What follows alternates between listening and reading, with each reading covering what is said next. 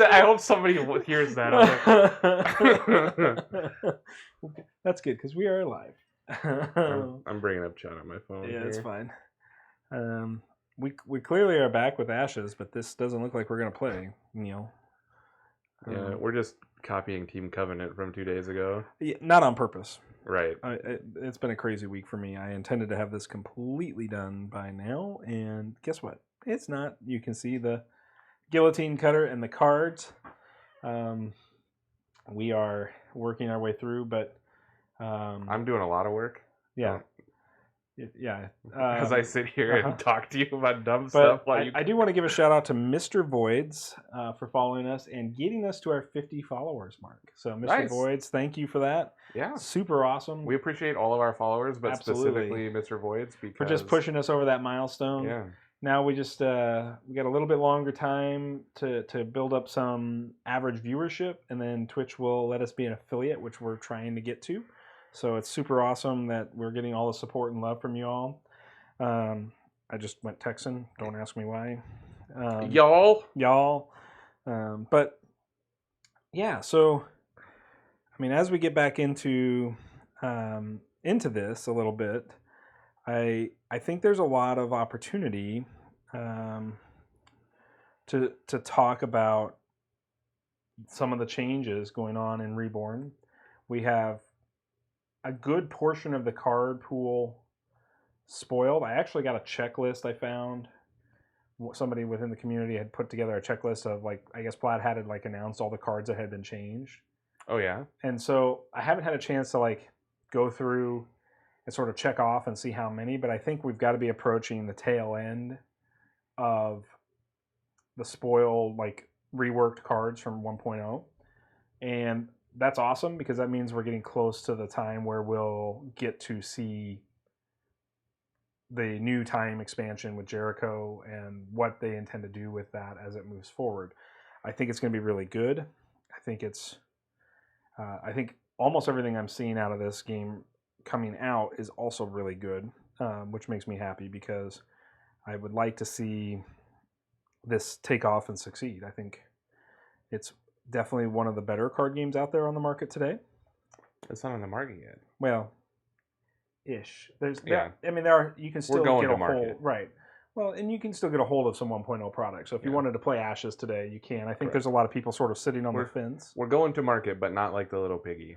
No, because the little piggy went to market to die. I'm sorry to ruin anybody's childhood, but he got butchered. Yeah. That was one of my favorite, like, you ever on the internet they have like memes like I was today years old when I learned this. Like, yeah, I was today years old when I learned that little piggy didn't come home from the market. This little piggy went to the market and he went wee all the way home. So this game's going to market, and hopefully it won't. Mm-hmm. It will be the opposite of that, where we do good. Yeah, I mean, obviously, I feel very bought in. I mean, we have no affiliation to Plaid Hat in any way.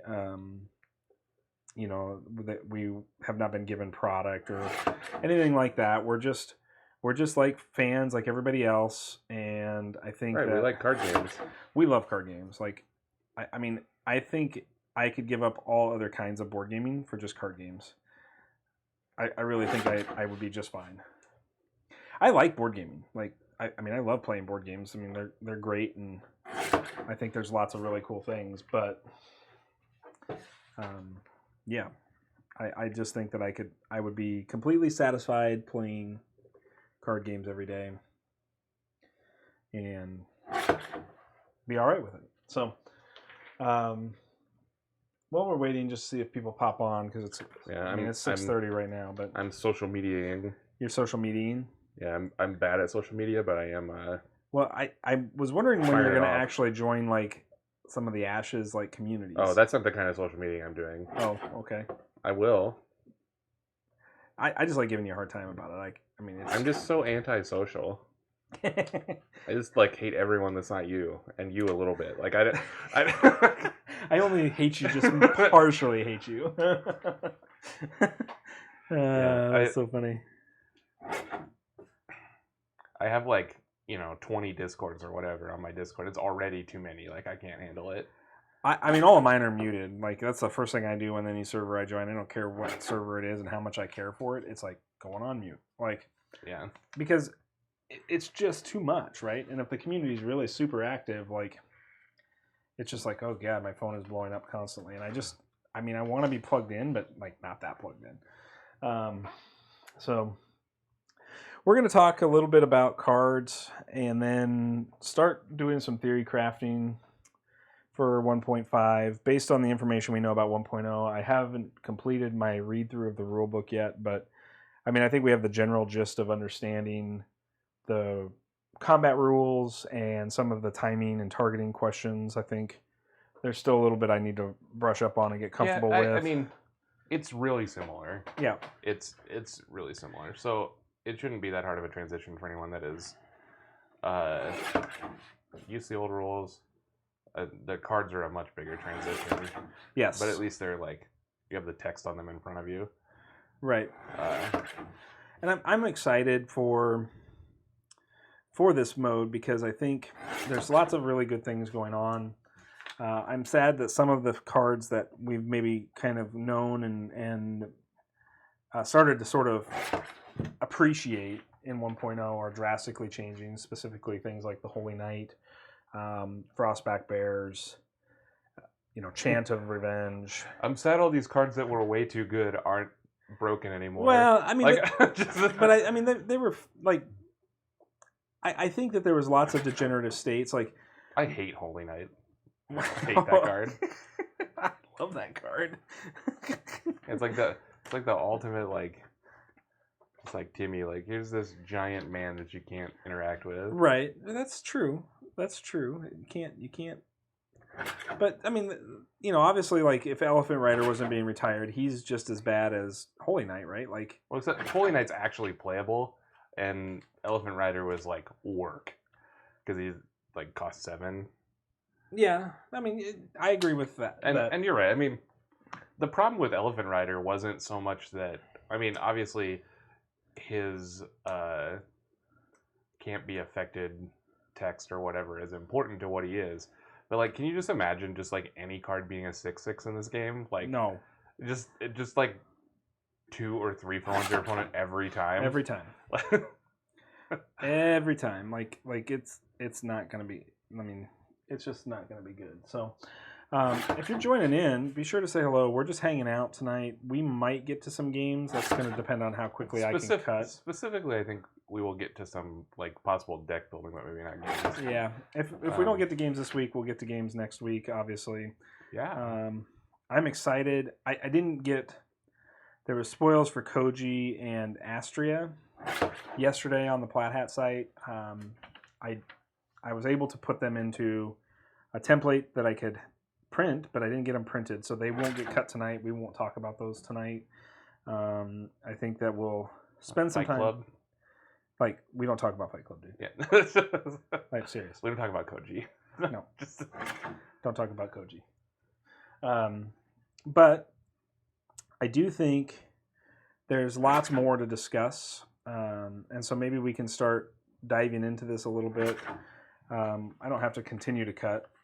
We can probably just start talking about the cards and the cards that are on. Well, you should keep cutting because I don't want to do it. And well, I know, but I know you don't want to do it. I do all the work on this thing. What are we talking about? I'm kidding. Yeah. I mean, it's pretty true, but not kidding. I like how you like turn towards the computer to whisper. I know. Like your mic's not connected to the front of your shirt. Like, leave me alone. Like looking over your shoulder, like he's never gonna know. He's not gonna know. Whispering to the internet. Well, I mean, I hear if you whisper into the internet, like, bad things happen. Yeah, you don't know what comes back. Yeah. Like I did it once, dude. You don't want to know that. You don't want that evil put on you. Yeah. So we could talk about some of these. I specifically let's get your binder. Where's your binder? Binder is right behind you. Are you sure? Yep, red binder. Oh, right here. Okay. So that we can just like do a little compare. Yeah, I'm down with that. So Why'd you stop cutting? Get back to work. because I'm not going to cut while we're talking because it's annoying to have listen to. Okay, well, let's mute Jesse's mic, and then you Like get yours back to isn't going to cutting. get picked And up. here's the good It's analysis. in the same room. So let's start with Phoenix Borns. I think that's a reasonable place to start. So here's Airedale.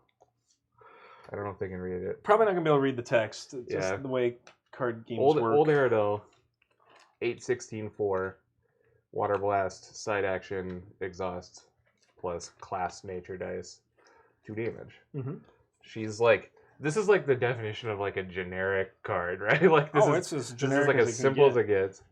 So, what about her has changed? I don't know. Let's take a look. Nothing. 8/16/4 Water Blast is side action, exhaust, and leaf deal 2 damage to target unit. So, nope. I think Why'd you print this card out? it was in the spoilers. I don't know. I just grabbed all the spoilers from the article. So I guess there's no change there. Airedale, Summer Guard, Phoenix Born of Emerald Valley. It was just in the article, so I just grabbed all the cards in the article, assuming they were different. But maybe the Phoenix Phoenix Born didn't change. Maybe Blue Jaguar is different. I'm sure the Blue Jaguar is. So let's look at Blue Jaguar. I saw you cut him. Yeah. All right.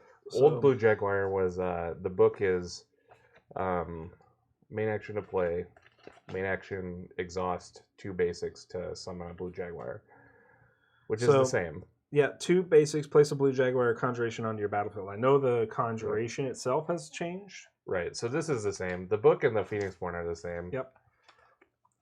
So no need to change the book or Phoenix Born if you're playing proxies on this, but conjurations. So the old one was really annoying. And the old one had a 5-count conjuration.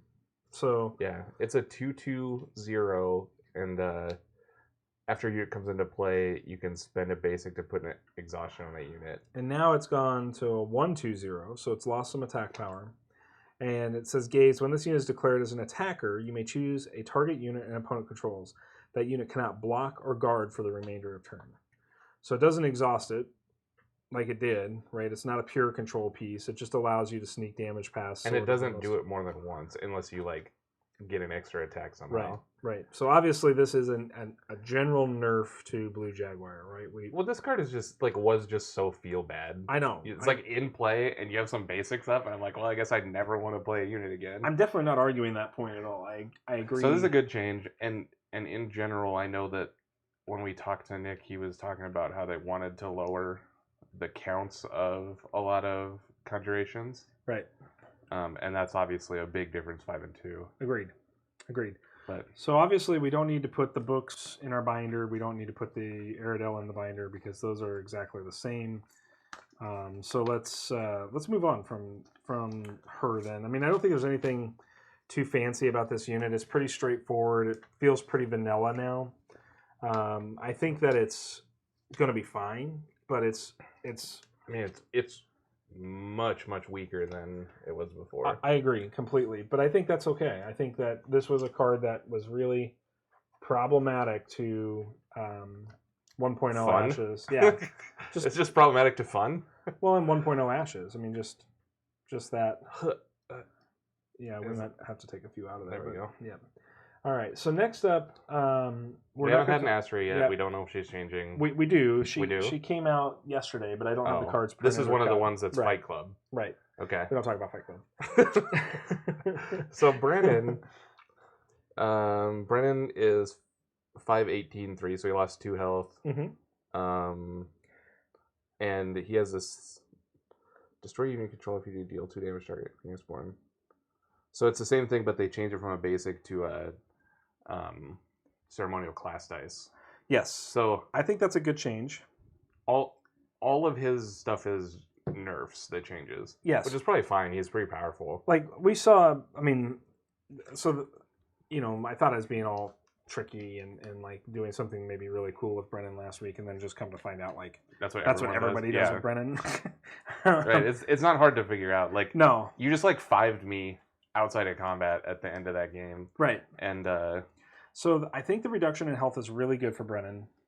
The class dice ability. The fact really that good. they dropped him to a class die instead of a basic means that you can't play him outside of ceremonial, which gives you allow you to gain access Right. I mean, you can, and then you like splash a ceremonial dice, maybe, but that seems really bad. Right. Like the thing is that his ability anyway synergizes with all the ceremonial stuff, like as Absolutely. is. So you're probably already doing it that way. Right. And I just think that that's just fine from a perspective of Find the ninjas. they're in the ally pile. They're over here. So I think this is a good change. I feel like this is a good balance change to kind of knock Brennan down a notch. I am assuming that Brennan was like obviously they decided he was too good or they wouldn't have nerfed him. Right. My experience with Brennan is one game against him, and he does one of the things that Nick specifically said they were trying to get away from, which is direct Phoenix Born damage. Right. Though obviously, if they had taken that away, it would completely change his identity. So they just kept it. They made it a little worse. They made him a little worse. Yeah. And I think that's completely acceptable. And I think it's okay you to can have. Probably still just play the same exact deck you did. Well, I think Chant of Revenge has changed as well. Well, okay, right. Assuming nothing else besides the Brennan, like it would be his fine. decks are still the same. He's just slightly weaker. All right, so let's talk about the Black Cloud Ninja. It's gotten cheaper to play, which I think is good. That's neat. So talk about the base version. You want to slide one out real quick, and we'll. Yeah, this card's pretty sweet. I really like the Ninja. Cool. Main action, 1 ceremonial class and 2 basics, 3 attack, 2 life, 2 recover. I don't understand when they have like 2 life, 2 recover. It's such a weird thing. I think it's really aimed at like trying to like promote alterations. Right, like that's the only thing it could possibly be is like or you like class dice him or power dice him with a charm. Which one gives the +1/+1? Yeah, charm would give you +1/+1. But it seems like weird design to me. But he has Shadow Strike 1 or Seal Strike 1. When this comes into play, you can spend a basic place exhaustion on target ready spell. That's cool. He has Shadow Strike 2, which is main action exhaust 2 damage to a unit. So both of those abilities are very cool, but he's a very expensive unit. Right. Since he costs 3 out of the gate, and you got to pay extra for 1 to get the seal ability. Right. So he's gotten more cost effective at the cost of power. So he's now a single basic die. Main action 1 basic, which I like the 1 basic. Like they've sort of flopped a little bit with Brennan's ability versus the Black Cloud Ninja. I think that's good. His Seal Strike 1 now says, when this unit is declared as an attacker, you may choose a target opponent to place 1 exhaustion token on an unexhausted ready spell of their choice that they control. This is neat. Like, this is a valid reason to sort of just send your 1/1 out, right? And just like... This is like a much better card for the seal ability than this was. I agree. I think the sealed ability makes up for the reduction in power because he's now just a 1/1/1 instead of the 3/2/2. So the stat line 1/1/1 for 1 basic is I still don't understand the 1 recover for. Yeah, it's probably still just slightly above curve for a single basic unit overall, right? And I think that's fine as a Phoenix Born loyalty card. Right? Yeah. That you would never play them if they were worse than. No, I mean, like if you can play an Anchornaut for 1 basic and get more value, you're never going to play the Ninja, right? But now you have a reason still to play the Ninja. I think that it gives the Ninja value in the sense that you can attack with it, exhaust a ready spell on your opponent's board. If it doesn't get killed, then Brennan just got an out to like... Right, and Brennan just prefers small cheap dudes to big expensive ones. Correct. Yeah, right. totally agree. I know there's a Cole in here. Yes, Cole got reworked. So let's get him, Geralt of Rivia. Am I allowed to say that, or did we just get demonetized? I'm pretty sure we just got copyright striked. Okay. He's 615.4 in old mode. He's 615.5 in new mode. Or no, I got it backwards. 615.5 in old mode, 615.4 in new mode. Apparently, he was too good. 4 spellboard versus 5 of the old way. Okay. Not that 5 spellboard is so many that like it doesn't make a huge difference. Yeah, I'm thinking the same thing. I'm like, I know that you can play 5 ready spells, but I just don't know what 5 ready spells are going to do because that's like a whole hand of cards. So at that point, like, what are you doing? Because you only have 10 dice, so they have to be darn cheap ready spells to make any sense, or just be like permanents in play that do something that you don't have to invest dice into. And there's not very many ready spells I can think of to do that. So his only change is a wording change besides the spell board. They must have just decided this wording's cleaner because the old way was / side action discard a card, choose a player. I'm sorry, the old one is deal 1 damage to target unit. If an opponent has no units in play, you may deal 1 damage to their Phoenixborn instead. Mm-hmm. So this one is functionally different, actually. Oh, no, it's not, because you can choose a player, not an opponent. So choose a player, deal 1 damage to a unit they control, or deal 1 damage to target Phoenixborn if they control no units.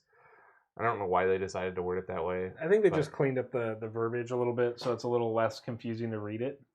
But the way that it reads, it seems like it should function the same. Where like it's just side action, discard a card, do 1. Right. And if they don't have any guys, you get to ding them in the face. But right. And I think obviously there's a functional change to his spell board for whatever reason. Right. I don't know if the 100 blades got a change. Let's take a peek here. I don't see any change to 100 blades here. Right, I'm thinking of the right loyalty card, right? Yeah. Okay. It's like a picture of him with 1,000,000 swords. Like, yeah. I guess 100 swords. There is no change to that. So nothing changes elsewise other than just a change to his spell board. Daimona Odenstar is being retired, so we don't have to worry about her or talking about her in 1.5. Why is she getting retired? Because she was a promo Phoenixborn. Oh, okay. So they weren't generally available in just regular circulation. So Echo Greystorm is getting a rework, I believe. Maybe not. It looks like his stuff is way different. So let's read the old one. Okay. 6/17/4. Okay. He's changing dramatically to 6/19/3. Not dramatically. Just he's getting a little more health. A little more health. 1 less spellboard. So the old ability was when 1 or more exhaustion tokens are placed on a target unit, you may spend a basic and place exhaustion token on this card to place 1 exhaustion token on a unit. So it was like you tap your guy and I can extra tap it. Yeah. So his new one is side action, exhaust, place 1 exhaustion token on target unit. At the end of your turn, remove that same exhaustion token. So it's no longer like stacking exhaustion. Right, but now you can like actually tap an untapped guy. Sure. Which you couldn't do before. Right. You could only just stack exhaustion on, which would make his ability really super narrow. Now it's a little more broad. I think that's a positive for that card in general. Yeah, I mean, he's definitely getting better, I think. Yep. And I don't think his loyalty card got any Chaos changes. Gravity. I'm looking now through my proxies.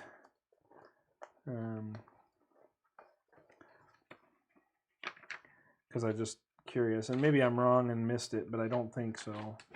I don't see any changes to Chaos Gravity there. So it looks like Chaos Gravity is staying the same. It's just Echo himself getting a little more health and a little bit more functional ability, which is good. Yeah, I think that's good for the game.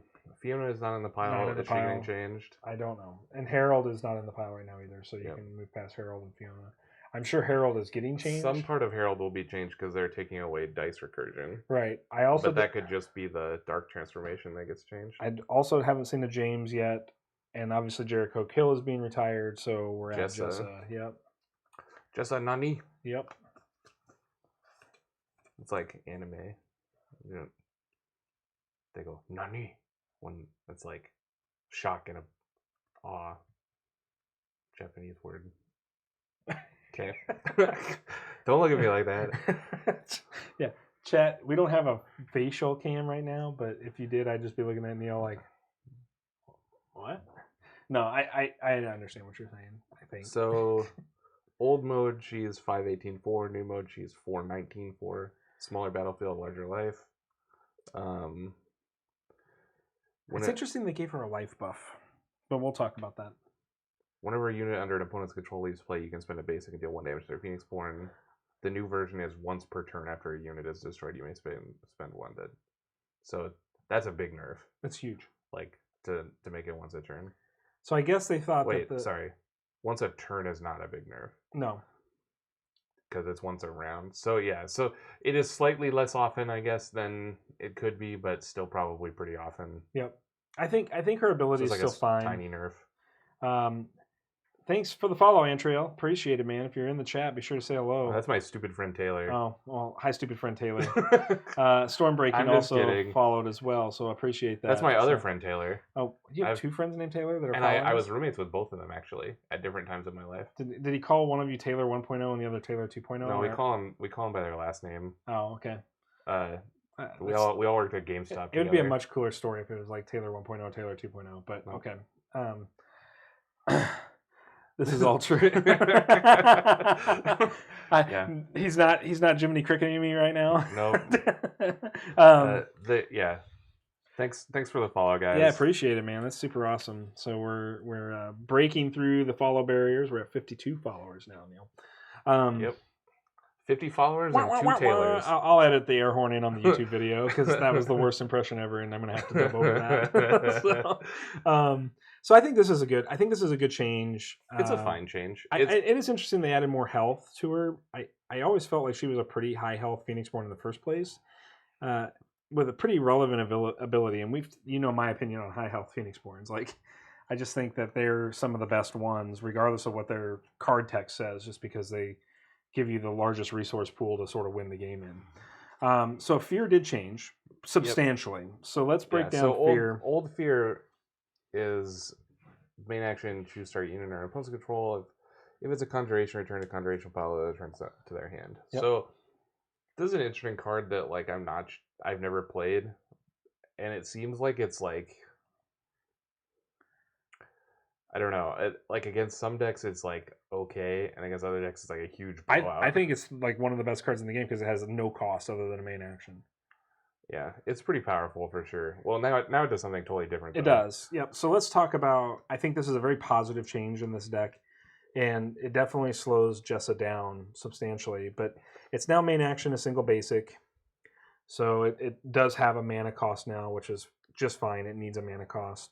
It says destroy a unit you control. If you do, remove wound tokens from your Phoenixborn equal to the destroyed unit's recovery value, and then discard a target unit an opponent controls. So it's like kill your guy and kill their guy and heal some. Right. I think that's fine. It seems very good. I think it's still one of the best removal spells in the game. Unfortunately, that you can't ding them twice with the Jessa ability now.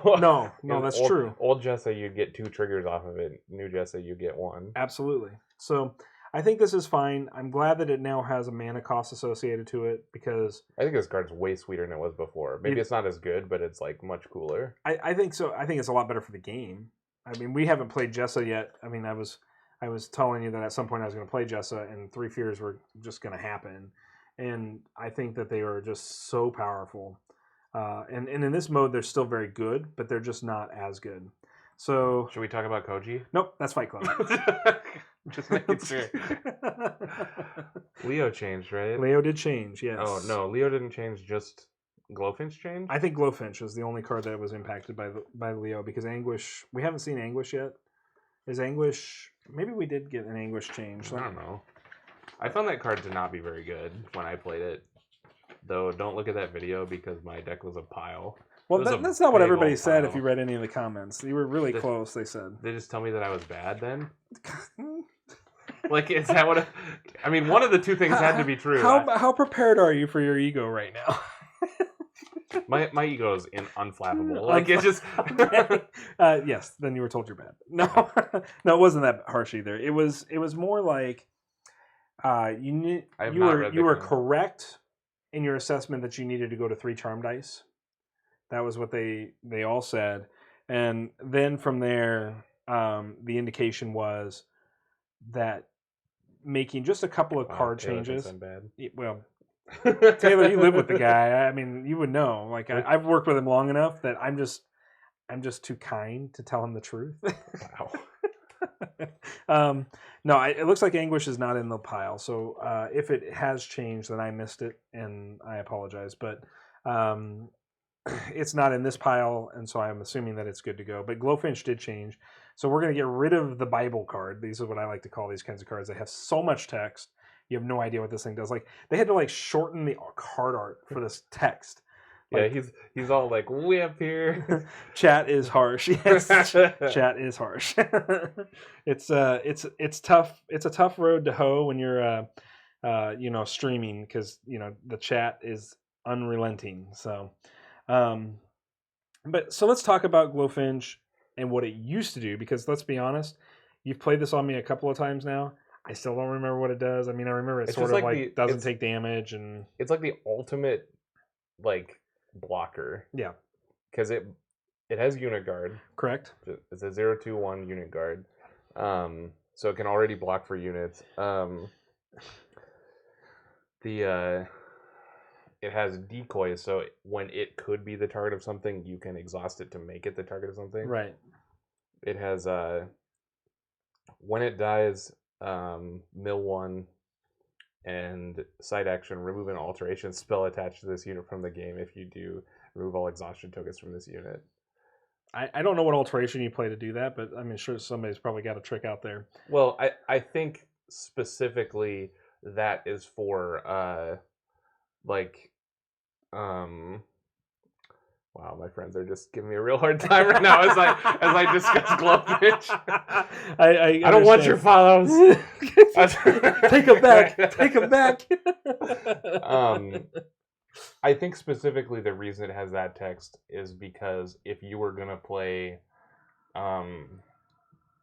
like the can't block alteration on my guy, or the like lose all abilities thing on my guy, that I can decoy it onto this, right, and then eat it. Right. So new Glowfinch is much simpler. Same stat line. There's 01, or no, it was an 02 with a cover one before. So this is a little easier to remove now through things like Nature's Wrath and some of those other cards, assuming those haven't changed. And so it's unit guard still, which I think is fine. And then its ability Last Request 2, which I believe the old ability was Last Request 1. Correct. But it says when this unit is destroyed, you may choose target player to discard 2 cards off the top of their draw pile. So Leo, it's the same ability, they just increase the value. Right, and Leo wants to be a mill deck. Right, at its fundamental core, Leo wants to mill. I guess. I think when I look at Leo and I look at the card pool, to me Leo is just the miller. I mean, he's all, like he's got roses. He doesn't want to fight. He's like a pacifist. So he's just gonna like kill you through like being nice to you or something. He's like gonna kill you and then take your lady. That's what it looks like. he does look like he's gonna steal your girl. Like he's just like he's gonna straight steal your girl, folks. So if you're worried about your girl getting stolen by Leo, he's got that like play him. Antonio Banderas. Yeah, and he's got like a tiger pelt on. Like, what girl doesn't want a guy with a tiger pelt? Let's be honest. So, stop alienating half our audience. Yeah, right. Well, like there's a single girl. I don't think there's a single girl that watches this. In fact, according to YouTube, Taylor Smith. YouTube statistics say 100% male viewership, so I think we're okay right now. I mean, ladies, if you're here, let us know how we can be more female friendly, because we would love to include you in our stream. But let's get on to Mayoni. I think she's got to change. Right, because Lulu's retired. Lulu's retired. Yep. So no Lulu's. Mayoni is in there, and I like this change. So this is quickly becoming one of my favorite Phoenixborn, I think.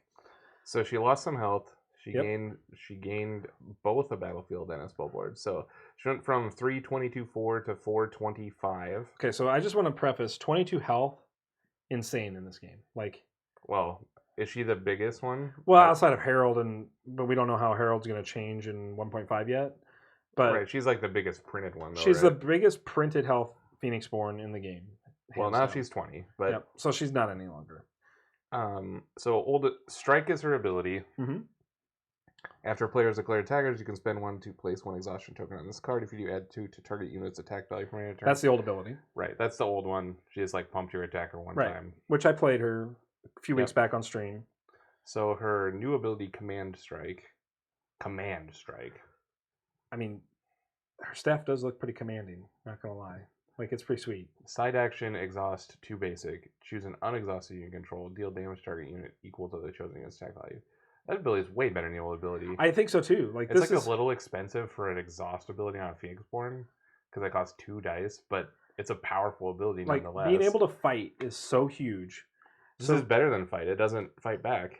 You sure? Yep. Okay. Okay. Maybe I misread it beyond that. It has to be an unexhausted unit, but it doesn't Right. exhaust the unit. It just That's true. just shoots them. So what you get out of that is ultimately her silver snake, which we're going to talk about here in just a second. We can go into it.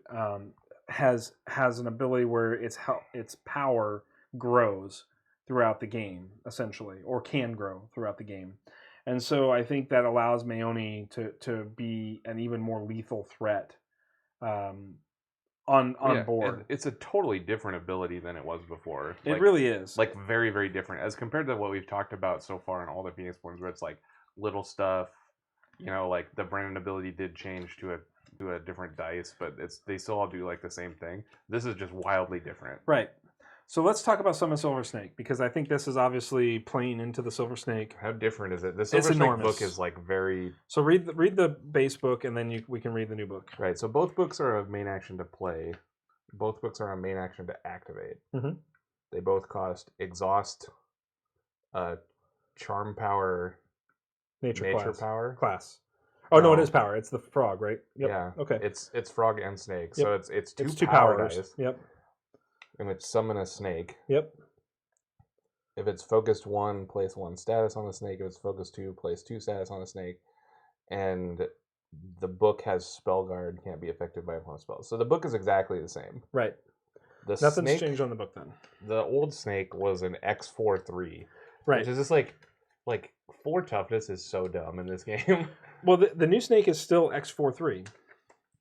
So the big difference between old snake and new snake is in that version, I think there's 2 snakes in the conjuration pile. There are 3. 3. We go down to 1.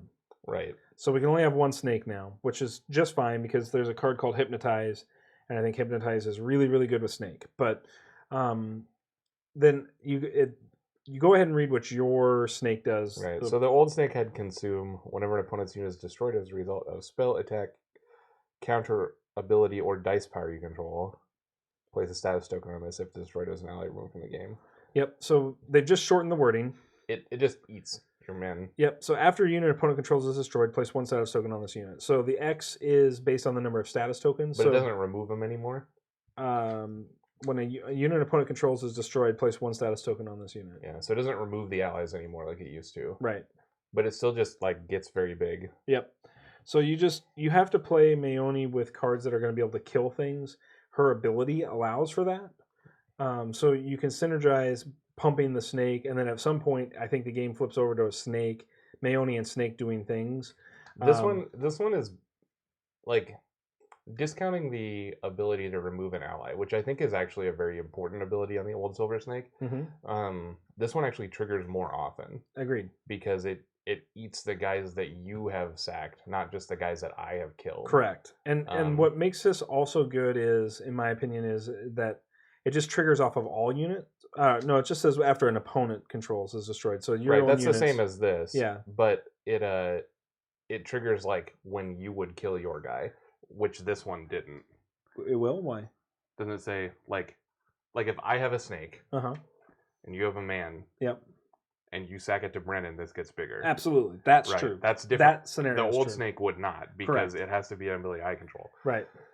That's what I was trying to say. I see. I understand where you're going now. I was getting mixed up in the wording there, but so I think this is a good change to Mayoni. And the Mayoni ability on the Phoenix Born is way better, especially when you have a snake that way better. I think the snake is easy to get to 2 or 3 or 4. Even. Yeah, I think it's really possible that this could be become one of the largest units in the game as we move forward. Well, it has the potential to be the largest because it goes forever. Just because of the ceiling, yeah. But it's probably a 3/4 most of the time. Well, and we'll get into, there aren't very many instances of 4 damage in 1.5 that we've seen so far. So I think that 4 recover 3 is pretty good. It's really tanky. It's going to be a really tanky unit. Because most of the time they're going to have to attack it with 2 men. Or a man and a card. You're going to step in front of Mayoni's got a huge health pool, so she can step in front and guard the snake once. I think this with 1 unit guard in your deck, and you're probably never touching the snake.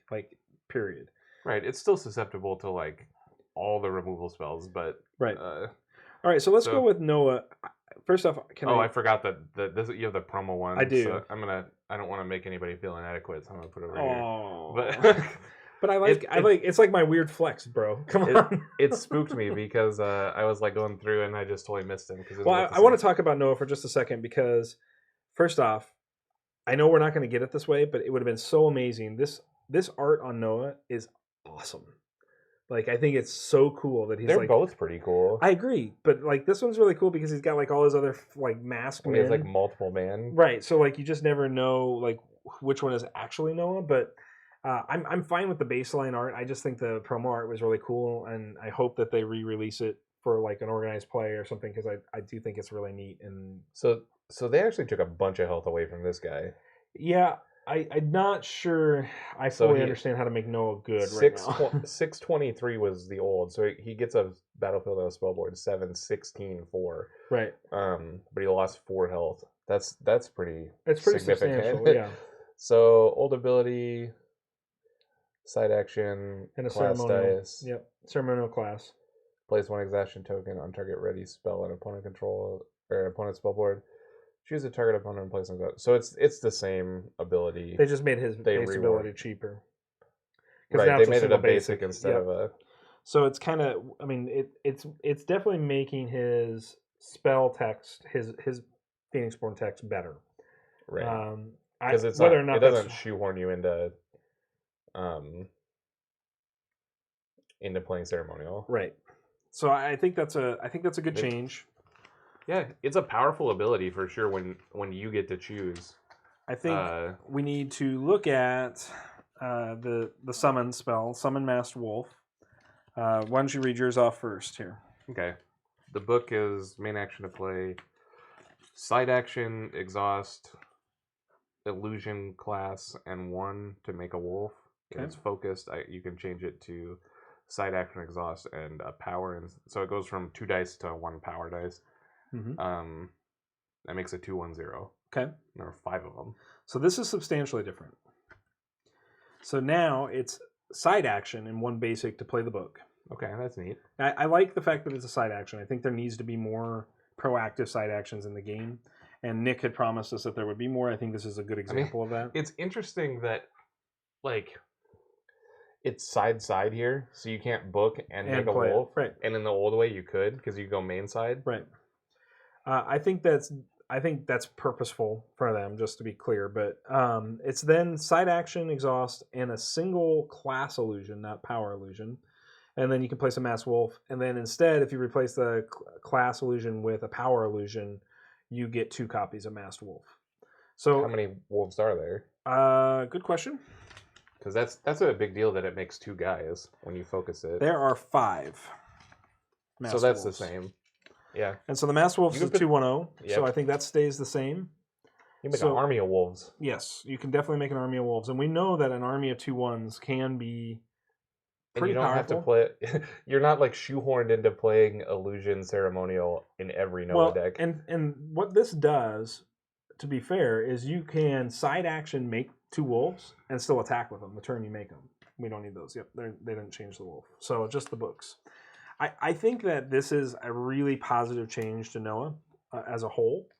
And I understand why the book has to be a side action based on that ability, right? Like, you wouldn't want to be able to... I mean, this is crazy. Like, it's good that you can't take a turn, I guess, at the beginning of your turn to just make 2 2-1s. Right. But side action make 2 2-1s is pretty damn good, right? I agree. Like, yeah, especially and then doing something with them proactively on the turn you make them is just, like, that's... Yeah. I mean, that's Value Town, right? We're going to Value Town? Value Village. Okay. It's alliterative, you know. Yeah, I got it. Okay. I still like Value Value Village. But we'll go with Value Village just to appease you. We can't upset Neil too much today. This has been like just run the bus over Neil's stream. I don't. Oh, I'm sorry, Neil. I'm not trying to run the bus over. Neil's gonna go home and cry in his bed tonight about how bad this went for him. I'm gonna go home and call up the Taylors and it'd be like jerks. My Twitch stream.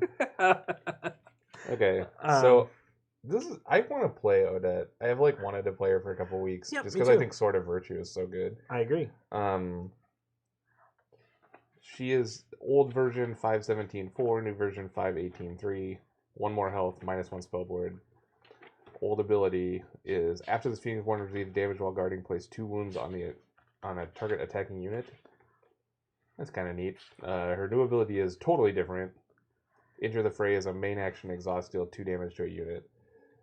Deal damage to this Phoenix Born equal to the unit's attack value. So she like fights the. And I think that's a positive change to this card, mainly with the new Phoenix Born blocking rules. Like, old version of Odette was really good because you could block 10 times in a turn if you wanted to, right? Or if your opponent was attacking that often, obviously that's right, and like fight back. Right. And so now I think like we're in a place where since she can only guard 1 time a turn, you can now use her guard ability, like you said, as a fight and just like snipe. Well, she can fight and block. She doesn't return damage when she blocks anymore. Right. And this is a main action exhaust to do her ability, is that correct? Yeah. So I think that's a fine main action. It's okay. The old ability is much more powerful, but obviously, like, I don't think it's as powerful, but maybe. Well, it probably is. It probably is. It's just this is just free, right? And but you would be limited by the 1 guard a turn. And I guess this has the potential to like gun down something before it can deal it would attack, right? But it still like attacks you back anyway. Yeah, but there's a lot of 0 attack like units out there, and you can still like deal 2 to take 1. Like that seems okay too. I mean, you're not going to want to be like gunning. It's a fine ability. Yeah. It's the old ability was probably pretty like obnoxious. I would agree. No change to Sword of Virtue. I still think this card is really good. I do too. We're not going to talk about Auric because he's also on Fight Club. Oh, they are redoing him? Mm-hmm.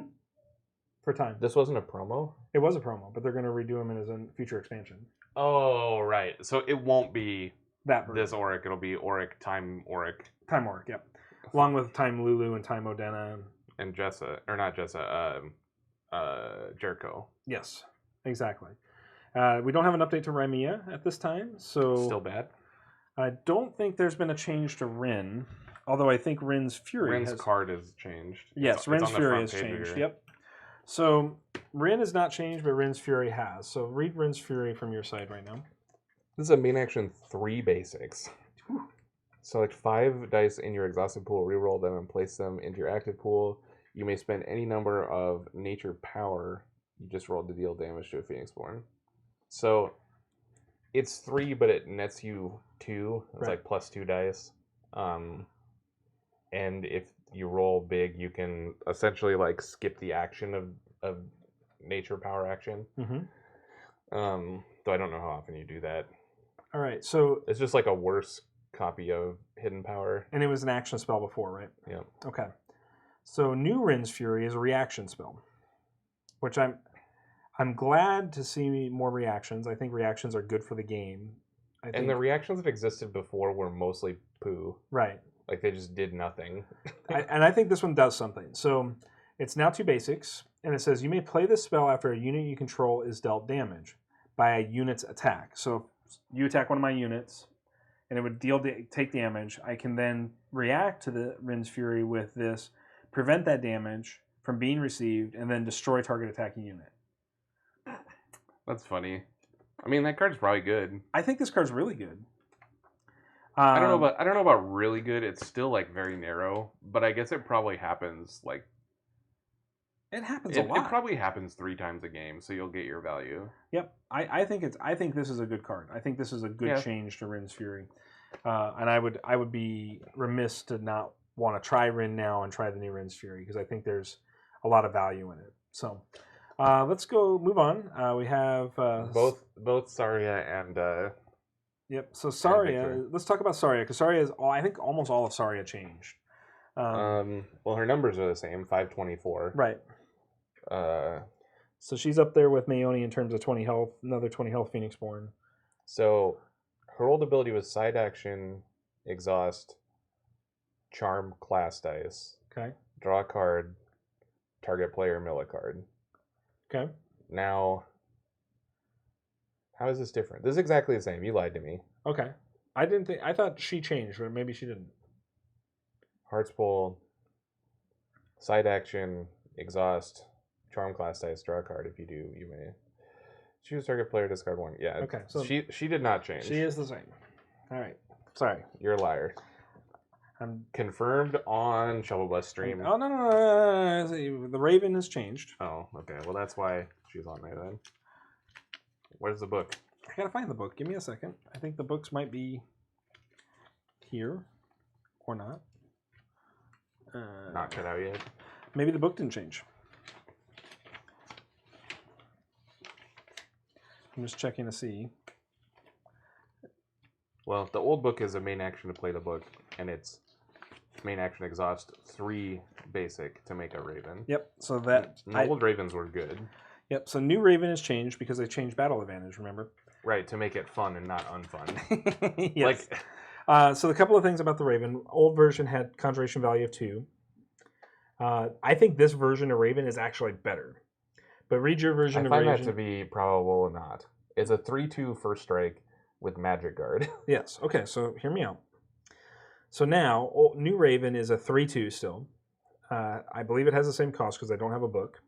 It says, Pray 2, when this unit comes into play, you may destroy target unit with a life value of 2 or less. Quick Strike. When this unit is attacking, it deals its damage before units in battle with it. So this isn't First Strike because we're getting rid of First Strike in this game. Right, it's just first strike when attacking. Right. It's not when defending. And Right. that was the problem. That's the problem in general with first strike in all games, is that it promotes blocking so much because you can just sit there and like their guys can never attack you because it's never a profitable trade. So I think this is a really good, and Prey 2 seems extremely good. Just being able to snipe. It's life value too. 2 or less. And there are so many instances of cards that have 2 or less life. So just play a Raven, kill something for 2. That's good. It gives you the opportunity to 2 for 1. It's just like a really different card. Right. Like they're just wildly different. Yep. Because this is a very aggressive card and this is a very defensive card. Correct. But I think it's a positive change. I think it's a good change. That was their biggest thing, right? Was that they wanted the game to be more aggressive. They wanted less stalled board states, and so we've got one Phoenixborn left to talk about. But yeah, that card's really good. And that is Vicky. We knew Vicky was going to change. My lady, Vicky. Mm-hmm. And I'm so sad because Neil loves Vicky. I mean, like he's going to run off and get married with her. Why you have to make it weird? Because why not? Yeah, so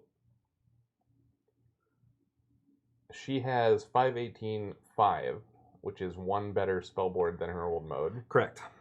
Her old mode, of course, was side action, exhaust, illusion power, select 2 dice in your exhaust pool and place them into your active pool on the side of your choice. Which is dice recursion, and insane. They said they're going to get rid of it. So, her new ability is surprise! Exclamation point.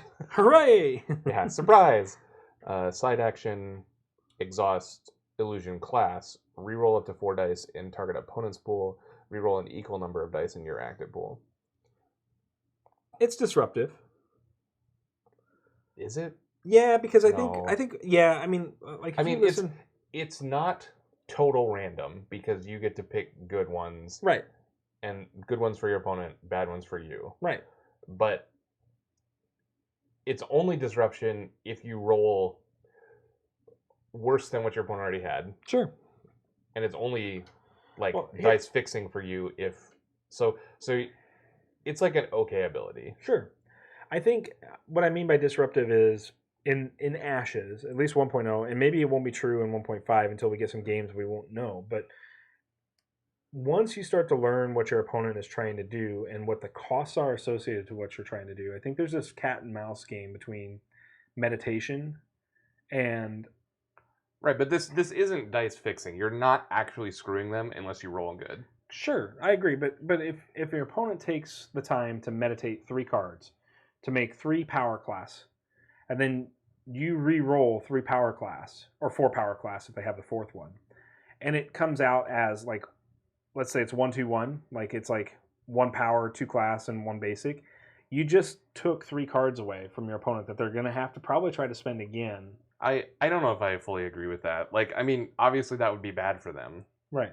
But like, they have the option to meditate and then take an action to spend those dice, which I think normally is how you would do it. so you miss out on the opportunity to like stick it to him that way. Sure. But in general, the problem I have with this is that you're spending a class dice, and unless you're like re-rolling a basic of yours to a power, you're like not doing better. Because if you just like re-roll to a class, like you're -1 dice in this situation, and your opponent is not. Yeah. So I agree with that statement. If somehow your deck is like hyper heavy on power dice or something, like maybe you get a lot of advantage out of re-rolling 4, but like I don't know that I like this ability very much.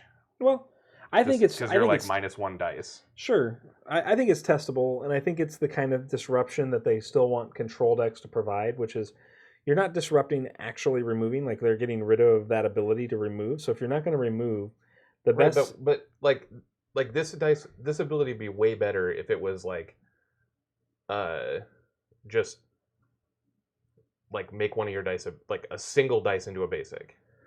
Sure. Rather than re-roll 4. Like this is just like lottery screw you. Sure. And I mean, that sounds to me like it's a feel bad more than it's a like. Okay.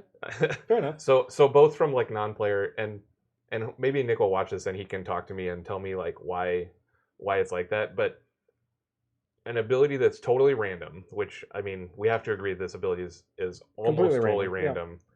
Yeah. I mean, there are probabilities that occur, but the only part of it's not random is that I get to pick your good ones and my bad ones. Correct. Right. So it has a higher percentage to improve mine and decrease yours, but it's still just random, right? It's not. I haven't taken anything away from you, and I've spent something. So I don't like that very much. Okay, so Copycat, Illusionary Cycle has now changed to Copycat. So right. read This Ascend with this card again was insane because it's just like additional copies of Hidden Power. Right. Is a main action, select an illusion dice, and place it into your active pool on the side of your choice. Which we know the recursion is going away, so it makes sense that Copycat would come out. Copycat has no action cost, which is it's because it's a reaction spell now, which is something that it was an action spell before. It's now a reaction. It says you may play the spell after an opponent resolves an action spell or activated Phoenixborn ability. Resolve a copy of that spell or ability without paying its cost or activation cost. I think this is cool.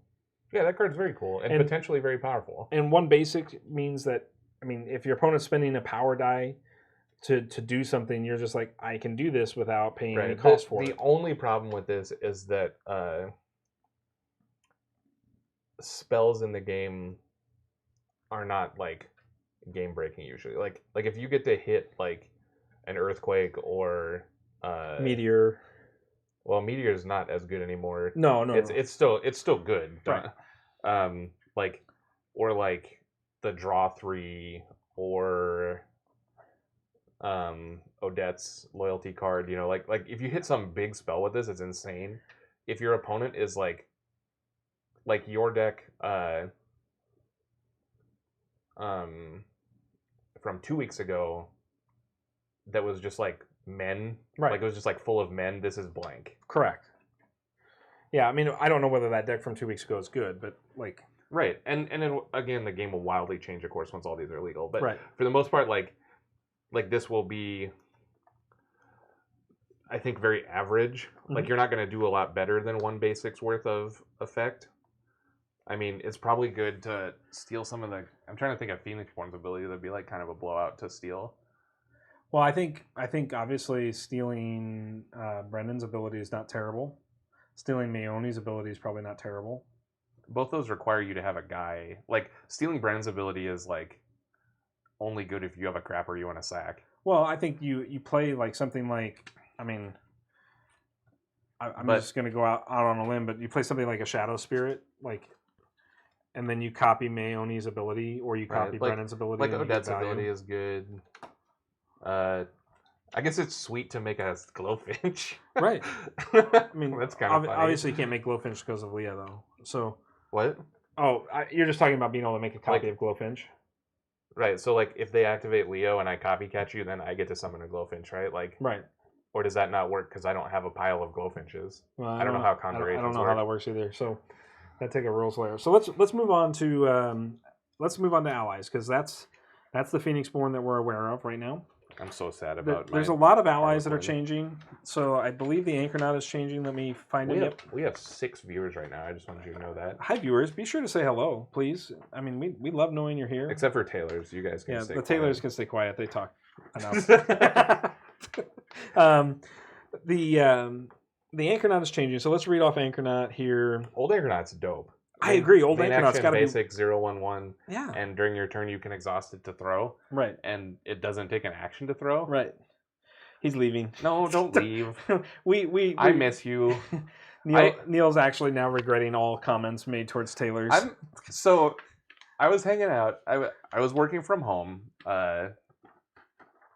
and it was his birthday this week. Oh well, happy birthday, Taylor! Yeah. I don't know you, but happy birthday. Yeah, he's legitimately like the nicest person in the world, which it like I want to vomit right now, but I'll say it because it's true.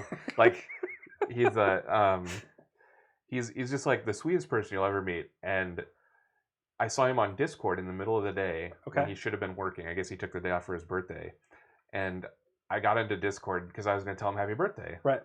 And I was like, hey, Taylor. And I just hear like vacuuming. Like he just had like his Discord on and wasn't there. It was just like doing chores. And I stayed in there for like 10, 15 minutes just like with my headset on, just waiting for him to come back. And he totally bamboozled me. So you got the white noise, the vacuum as you're working. I was like, oh, this is so soothing. Vacuum. That's awesome. So Anchornaut was awesome but I understand why they changed Anchornaut because to be fair, the timing on it, like not having a timing structure for it, makes it really kind of awkward to understand how you use the ability and how to play it. Well, what did they do to fix it? So not much, but they just made it limited in the fact that you can't repeat his abilities. So he's still a single basic. He's still an 0/1/1, which again, going back to these recovery values equal to life, somebody's going to have to explain to me why that's a thing. I mean, the only thing that I can come up with is that, like you said, it's for alteration spells. But I would never know why I would ever alter this guy because let's be clear. His throw 1 still has throw 1, but throw 1 is when this unit comes into play, you may deal 1 damage to another target unit. So it's a come into play effect. Yeah, the card's great. It's just fine. It's great. I have no issue with the Anchornaut. It's probably better in that fashion than is like this. Like you think? this. Yeah. Well, you get second activation if it lives. Right, but that also gets to attack. But I guess it has 0. Yeah, I mean It also gets to block. I don't know. I guess It seems like I have rarely ever thrown a second time, and the come into play is just. I mean, I think they're basically the same card. Yeah, it's probably really close. I think they're basically the same card 95% of the time. Right. It's just 5% of the time this might be slightly better. Well, I mean, having a chump blocker is value as well. Sure. So like you have to take that into account. I don't know. It's probably really similar. Really similar. So okay, so let's move on from that bad boy. I mean, I still think Anchornaut's just going to see a ton of play. Yeah, he's great. I mean, he's still one of the single cheapest cost units.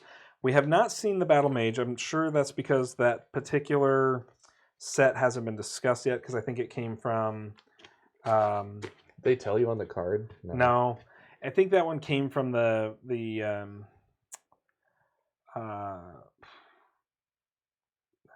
trying to think of the Phoenix Born right now. Anyways. I bet it's from JERICHO. And I've got a list somewhere, again, where we could talk about the ones we haven't seen, but... Is this getting retired? It might be. I think it probably is. Okay, so then Battleseer is also one. I don't believe we have any information on a change I love that right now. I think Battleseer is just fine, so whether they change Battleseer or not, I don't know, but... She's good. I'll play Battleseer till the day I die. Yeah, I don't have any changes to Battleseer here, so I think we're good to move on from Battleseer. Beast Mage, no Beast Mage changes that I'm aware of either. But we did get a Beast Chamber. Battle Mage rotated. Okay. Thanks. So thanks, Carmalua91. Appreciate it, man. Or girl. I just assume you're a guy, and that's my bad. The Beast Tamer did change though, so let's talk about your Beast Tamer, and then we'll talk about the change on the real Beast Tamer. Now. So old one, main action, charm power, charm class, and a basic. And it's a 3/3/2. Okay. So it's gotten smaller in both cost and stats. Yep. The old abilities diminish after an opponent has declared attackers. You can spend 1 to reduce the attack of each attacking unit by 1 for the remainder of the turn. Again, this is just like an obnoxious like blocking ability, Right. and I know they're trying to get away from that. Yep. I think it's a perfect rendition to change things. So it's gone to two class die, 2 charm class die, which I think is fine. It's gone 2-3-1. We've talked about like this multiple times how obviously this is a nerf to the attack power, but 2/3s are still very powerful in this Dude's game. probably good. He's cheap. He's cheap and got a good life value and good attack value for the dice investment. Tame 1 is now when this unit is in battle, the attack value of units in battle with it is reduced by 1. And it also has an alert that says do not place exhaustion tokens on this unit as a result of countering. So he can stand in front of units and counter multiple times. Like if he gets attacked he's like multiple even times. a better blocker than this was. Yeah, but you have to give him unit guard because he doesn't have unit guard, so he can only defend your Phoenixborn. Right? Like yeah, I guess this triggers like every time an opponent attacks. Right. And this is only when they fight specifically with him. Yep. So I think this is a fine ability in eliminating a stalled board state from the tamer, and I think this is a relatively good unit still for the investment of dice. Good. So I tried to play Charm, recently, and I just overlooked this guy because I didn't like the 2 dice plus a power dice cost. Right. That felt like it was going to be difficult and just stick in my hand, but like this card is very playable. Right. With two class die, I mean, you're going to get that without a lot of work. I mean, just are. Can I just say that like the Beast Mage and the Beast Warrior, I think, are very flavorful. Yes, I think they're awesome. I mean, I don't think they're great cards, but I don't know if they're actually good, but they're like very flavorful. From a design perspective, they're neat. And I think those are going to come out of the Hunter deck, right? Isn't that Herald's deck, which we haven't seen Herald yet? So I think we'll see some changes there. But we did see Blood Archers get this one changed. I'm just trying to find them. Here they are. So old version. Go ahead and read the old version off. It's again. This guy is so expensive. Yes. So main action, ceremonial class, charm class, 2 basics, 3/3/2. Mm-hmm. That already turns me off to him, but he has some cool abilities, I guess. Blood Oath 2. When you are declaring attackers, you may add 2 attack to this unit for the remainder of the turn if you do place 2 wounds on it. So it's like a 5/1. Right. And then it has First Strike, which is like why Going it away. needs changed. Yep. Because Okay, so new Blood Archer got a little cheaper to play, sort of. And I say sort of, it's 3 dice instead of 4, so it's definitely cheaper. But it now requires a ceremonial power, a charm class, and a basic. So it's still really expensive. It's still really expensive. It is a 3/3/2, which is on par with the old version of itself. Its Bloodshot is now a side action, which I think is really cool. And the side action is place 1 wound token on this unit to deal 1 damage to target unit. I think that's playable. It's good because he has a pretty hefty life total and a hefty recover total. So you correct. Can, like if you're careful with him, he can potentially do a lot of damage. Yep, I think he might be sticky.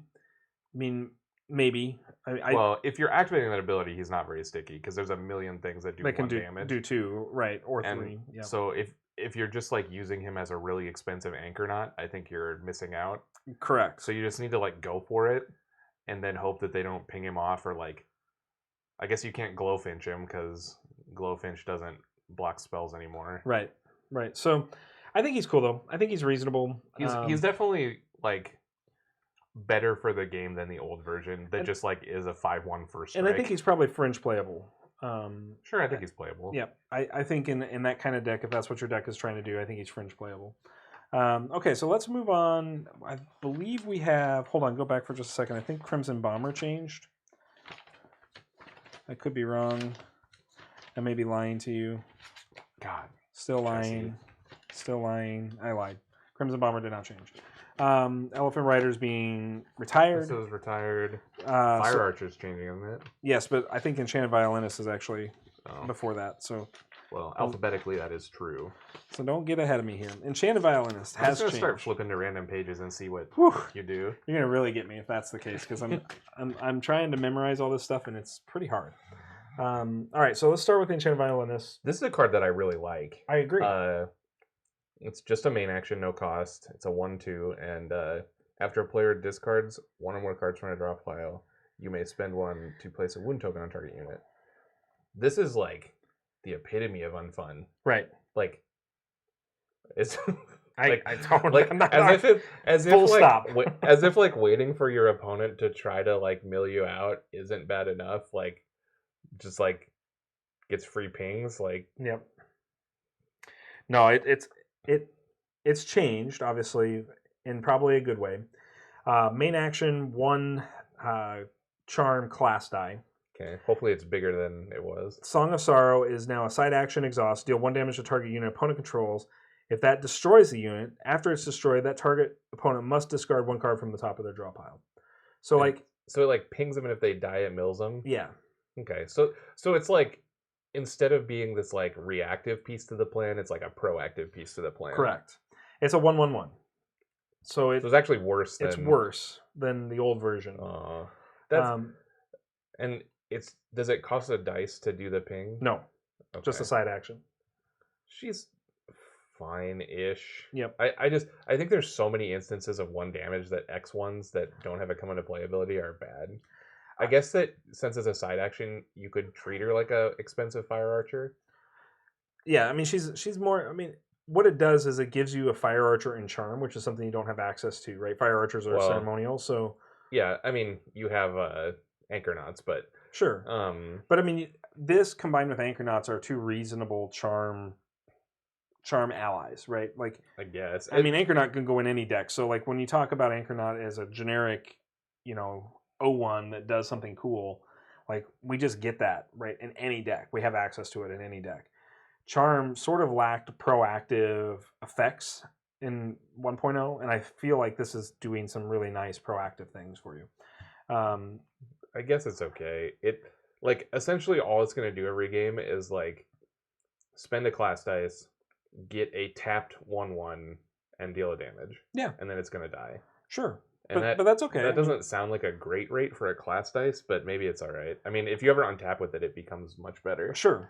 I mean, I think if your opponent can't deal with it, and for some reason, right, with your 1/1, whatever that is, I don't know, but I think it's fine. I think this is a good change. We don't have any change. It's definitely it has made the card worse, I think, but it's definitely a good change. Yep. Don't have any Essence Druid, so we're not going to talk about Essence Druid. Fire Archer's up next. We know Fire Archer has changed. I think Fire Archer has changed for the better, in my opinion. I think it's way worse. I think it's better for the game. I think it's worse. The card itself is worse. It's the same. It's the exact same, except it only hits Phoenix Borns now, right? That's the. I believe that's correct. I'm trying to find it. It's a main action and a ceremonial class dice. It's a 1/1/0, and the old version was when it comes into play, deal a damage to a unit or a Phoenix Born. Where did my Fire Archers go? I don't know. Did you not print them? I thought I did. No, those are all the ones we've already gone through. Oh, they're here. Haha. Already cut. This is the problem with not having all my cards cut. So the new one, yeah, it's the exact same. Actually, it gained a recover, so it's a 1/1/1 instead of a 1/1/0. Can anybody explain this? I mean, we've got viewers. Somebody explain to me why we're printing 1/1/1s. Why do things that have a recover value at like a 1 toughness, like do they just want you to play Rin really bad? This card would be so much better as just a 1/2/0. Oh yeah, that'd be insane. Right. They could never print that. Why?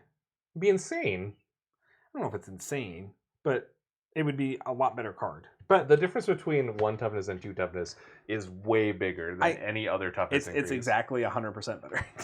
Well, 50%. I mean, but like the difference between a 1/2 and a 2/4, that's like the 1/2 is way better because there's just so many instances of 1 damage. I like the Fire Archer. I think it's a good. I think this is a fine change to the game. Alterations, yeah. I mean, that's the only thing we could come up with as well. We struggle. Like a few weeks back on stream, I tried to play alterations in a deck. I specifically tried to build a deck that could take advantage of alteration play, and unless there's significant changes to alterations in Well, just as New Fear uses recovery value. Okay, That's true. That's a realistic thing. Like that's something that's that I not consider. I think that's probably a lot more reasonable consideration than alterations, because I still think alterations are just probably too clunky. But that actually, that's genius, Carmelua. That's exactly why. Yep. I'm sure that they designed it, because Jessa wants to be ceremonial anyway, so they like tack the 1 on the fire archer so you can gain a life when you fear them. Right. Yeah, that's very smart. Yep. Okay. I am very dumb. That makes a lot more sense. I just wasn't putting it together yet. Yeah. Flute Mage. I don't think there's been a change to Flute Mage. If there has, forgive me. That might be in the new card sets, but it's not. Don't you're Jerry Jones and me. Okay, so I know Hammer Knight's different. Oh, so is Frostfang. Hammer Knights have changed, but let's go to Frostfang first. I don't like this card. I'm not a big fan of Frostfang. I wasn't a big fan of Frostfang in 1.0. It's a 1/1 for a power dice. Right. And then when it would take damage, you can spend even more dollars to protect it. To protect it. It does have first strike though. I think this is the kind of card you'd have to be altering. I think nature thinks it wants to alter. That's what I think. But the new one is a 3/1 that's armored one. I think this card's so much better than the other one. Agreed. I think this is a much more reasonable card. It's technically more expensive in dice costs, but the fact that it's not a power die and it's 2 class die, I think you can play this in 3 power man. Like right. I just think you're going to be easily able to play Frostfangs in like a 6/4 nature component. Like you run a 6 nature die, maybe even 7 nature die. Might be really good actually. I think it's going to be one I'm going to try because the armored one is really good. Right. All those things I just said about having 1 toughness are meaningless to this person. Right. Like this is better than being a 2 toughness creature most times. And it trades up, I think, in terms of like being able to trade into one of their bigger guys.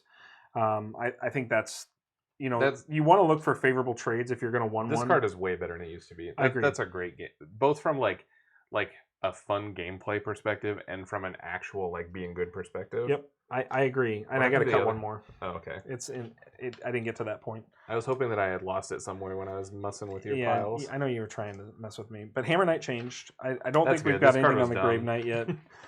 I still think Hammer Knight's really good in the new version. The old one's 4/3/1 for 3 dice, and when it deals damage by attacking or countering, you can do 1 to a unit. So arguably, this version might be slightly better. Maybe.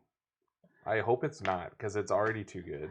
So the new Hammer Knight is 3 dice, power, ceremonial, class, nature, and basic. So same costs. Aftershock 1 is after this unit destroys a unit an opponent controls by attacking, you may deal 1 damage to a target unit. So this doesn't slightly worse than it doesn't trigger off the Phoenixborn hit, right? Like you could Aftershock on Phoenixborn in 1.0 if I remember correctly. Well, this just cares about dealing damage. It doesn't care about that's what I mean. Anything. So like if you can hit the Phoenixborn with Hammer Knight, you could then one something else, right? So this is saying that you have to destroy a unit, which is going to be a little more tricky. It does say alert: do not place exhaustion tokens on this unit as a result of its countering. So it does give you the opportunity to sort of stand a Hammer Knight up and kind of wait it out. But unless you're going to give it Uniguard in some way, it's only going to defend your Phoenixborn. Your opponent should never attack a Phoenixborn. Read me the Aftershock ability again. Aftershock 1. After this unit destroys a unit, an opponent controls by attacking. So you can't Aftershock off of a counter. Okay. You may deal 1 damage to a target unit. I just wanted to make sure it was attacking or something, because otherwise you could just like literally ping every 1 toughness creature. Right. It's a 3/4/2 now. So I think its stat line is better.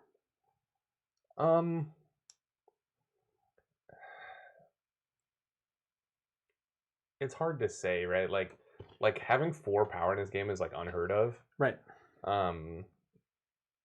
But 4 toughness is also very good. I'm not sure which is better. I'm surprised that they changed it to a 3/4, because you'd think that like if they were trying to eliminate stalled board states, you would want the like easier trade rather than the better blocker. But I mean, obviously this is the difference between the like dealing damage Aftershock ability to destroying Aftershock ability is really big. Yep. Because you used to just like have to block Hammer Knight, because if it dealt damage to Phoenixborn, it would still ping you anyway. Like right. So you might as well just block. You should stand in front of it. Yep. Every time. I still think this is going to be a very powerful unit in It's really good. 1.5. It's still really So good. we don't have anything on Hollow right now. Holy Knight, we've got. Thank God is smaller.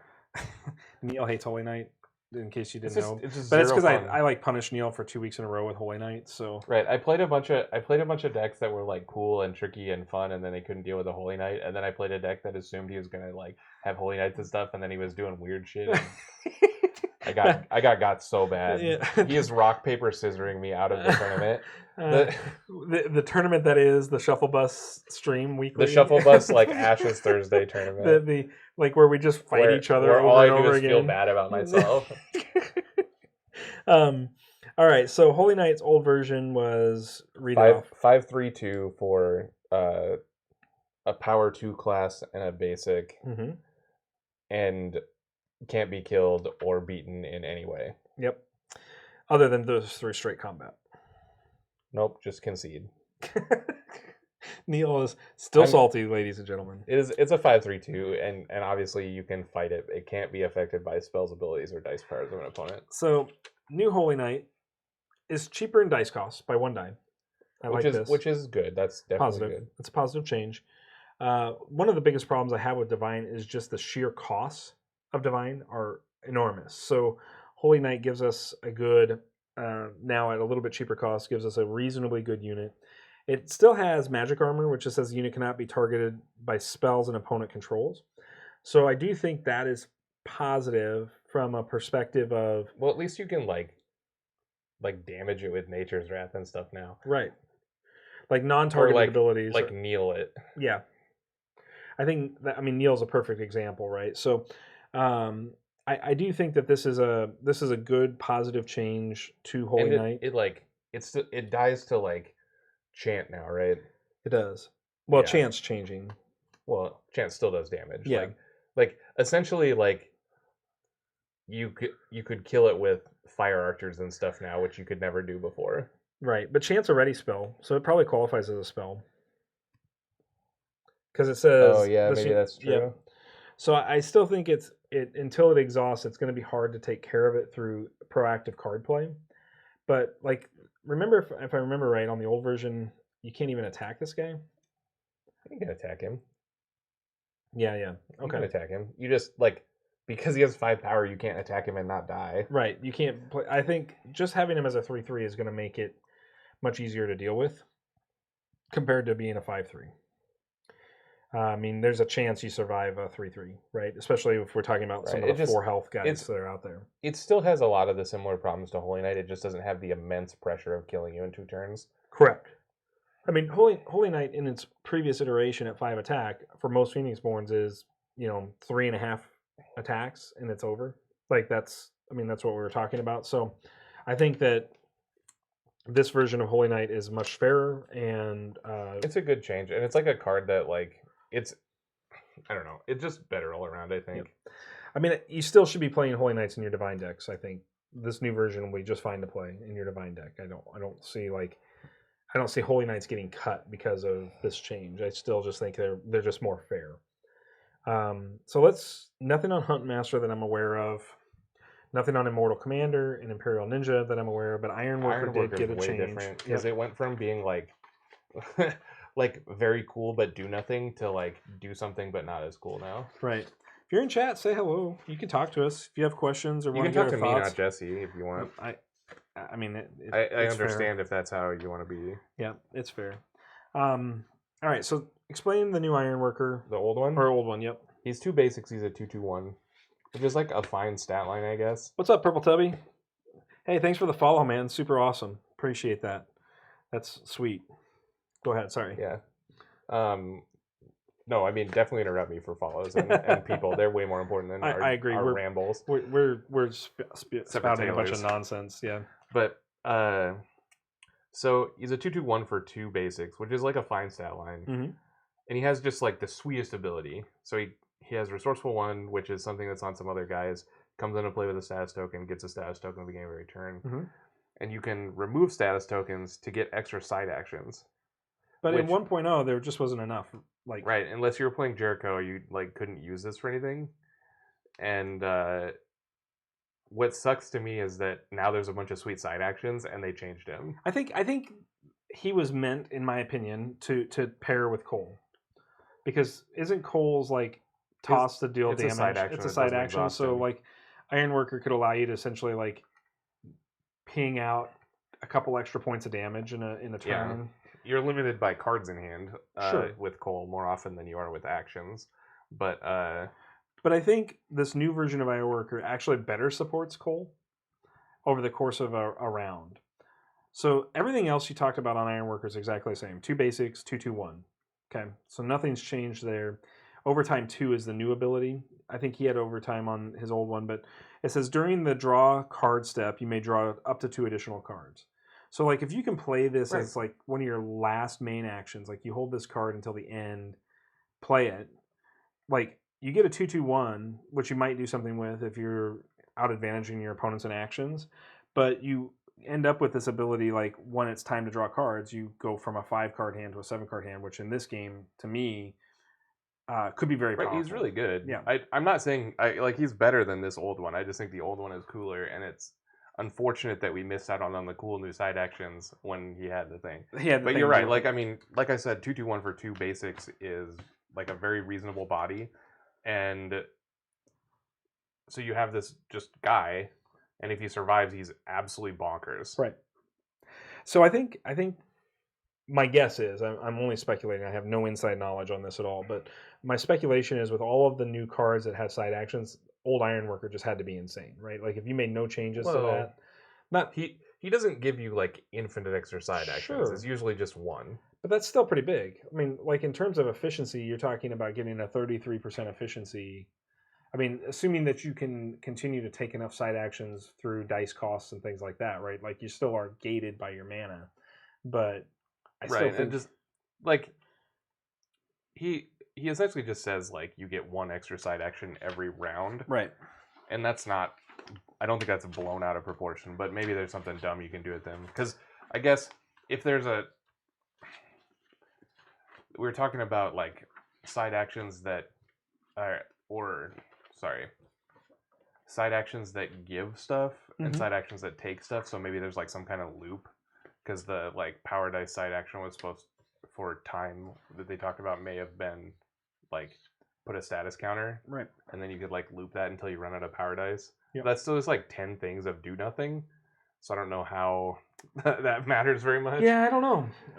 I mean, I think this But that's is all a fun speculation. change. Yeah. The new one is different, is probably better, and if he survives your round or whatever, he's insane. Yep. He has to be crazy. Has to be super good. All right, so I don't know of any Jungle Warrior changes. I was looking through this because I wasn't sure. Leech Warrior is definitely different. Leech Warrior has changed, yes. I'm looking back to find my Leech Warriors now. Because Leech Warrior was a dice removal. Did we thing. miss Blood Shaman? We must have missed Blood Shaman. Let's I go blame back you. to. It's my fault. Always blame Jesse. Nope. Is that a new card? Oh, it is. What was the old? It's It's Leech Warrior, but it's Blood- now called Blood Shaman. Okay, so we're here then. We didn't miss it. Ha ha! I'm vindicated. Okay. Yeah. Yeah. Mm-hmm. All right. So let's explain the old Leech The Warrior. old Leech Warrior, which I tried to play and it was too dorky, but it's probably just no fun, is 2/3/3 for 2 ceremonial class and 1 basic. And when it takes damage, you get to remove their dice. It just like they're taking that kind of ability out of the game, so he's getting changed. Yep. So Blood Shaman, which is the old Leech Warrior, which means I got to move him in my binder. Thanks a lot, Plaid Hat. I'm just gonna hide him. Like, Yeah. let's put one no, back you here. stop that. You just stop that right now. Like I'm a Type A personality, and I do not like disorganization. This is driving me nuts right now. Okay, so it's now 1 ceremonial class, and it says Blood Ritual 1. When this unit is destroyed as a result of a spell, ability, or dice power you control, you may remove 1 wound token from your Phoenixborn, and then raise 1 die in your active pool 1 level. It's a 0/2/1. Cool. And what does it cost? It costs 1 class. Okay, that So- card's fine. Well, I think what you get is if you fear this, Right. you're gonna gain 2 health off of that. It just wants you to play Fear or Brennan or Correct. Like anything that sacks your own guys, and he like fuels it, right? Right. Yeah, he's just a good ally fueler for those kinds of abilities. So cool. I'm liking this change. I think this is a reasonably cheap cost unit, which is what you want to do. Let's. Yeah, I mean, he's like the third best one. Can you go back a page? No, Yes, because I'm pretty sure. light. I don't think the light has changed. It's Sonic. Light's Never on there? mind. Yeah, you're. I'm on Okay. top of this. Yeah, Really? I told you, Leech Warrior, and you're like, let's go back to Blood Shaman. Well, I forgot that it had changed names. And then I was ready to turn the page, and you're like, hey, wait, Samurai changed, and I'm like, nope, sure Okay. didn't. All right, so let's go to Living Doll. Here's a card that's like just strange, but it's a ceremonial class, charm class, basic, 0/3/1. Whenever it receives damage, you can spend a basic and inflict X damage to target Phoenixborn. X is the damage received or this unit's life value, whichever is less. Okay. They've definitely simplified it. So it's now a charm or a sympathy. So it's one or the other class die, and then a ceremonial class die. So now it's much easier to cast. It is. You have multiple other options besides ceremonial, and it's only 2 dice instead of 3. Yeah, I mean you still have to have a ceremonial class in this, but it's okay. It's an 0/3/1, which I think is the same stat line. Pain Link 1 is now move 1 wound token from this unit onto target Phoenixborn. So if you have What's the cost? just side action. Okay. So I think this, I mean, where we're seeing a reduction in direct damage effects to Phoenixborns, right? Like we're seeing more and more of that. Like you're not going to be able to burn a Phoenixborn as efficiently in 1.5, at least in my opinion, from what I've seen so far. Then I think this is a good out for that when you move forward. It's just a fine card. Yep. It's not as dorky as it used to be. Like it used to be weird to like resolve. And you had to really think. It kind of broke like it creates a. But this is way slower, right? Like it is way slower. If they just attack it for 3, like you get nothing out of it. Right. That's a 0 power guy. Right. It's much more like fragile because before you could spend 3, make a man, and worst case scenario is you like have a lightning bolt in your back pocket because you get to spend a basic to shoot 3, regardless of, right? Unless they like actually kill it. Yep. Not by damage. We're on the same page. Cool. I mean, I don't think there's much else to talk about on the doll. If there's other ways to just ping damage onto the doll to like set it up to get multiple like put a wound token on it, move a wound token off as like your loop, then I think there's a lot more to do here. But I can't think of that sitting here right now as we're going through that. But you know, chat, you're welcome to add in if you think there's a combo here with the doll that we're not thinking of, or a board state setup. Well, it still takes side action, so you can't like go infinite. No. But I'm just saying, like turn after turn, if that's your engine, like do a damage to doll, fling a damage off with the ability. Like it would be a weird ability that only did damage to your guys that you were doing every turn, because normally you could just remove them. Agreed. The piece. I'm just saying like that might be a thing. I'm just not thinking of it right now as we're sitting here. Okay, so River Skull, is that right? Because we don't have anything else on this page right now. I think Reaping Angel is changing, but I don't think we have it yet. Yep. Because this was one that they gave us. He spoiled on our stream. Yep. They gave us the text on our stream a few weeks back. If you want to listen to our interview with Nick, it's out on our YouTube channel.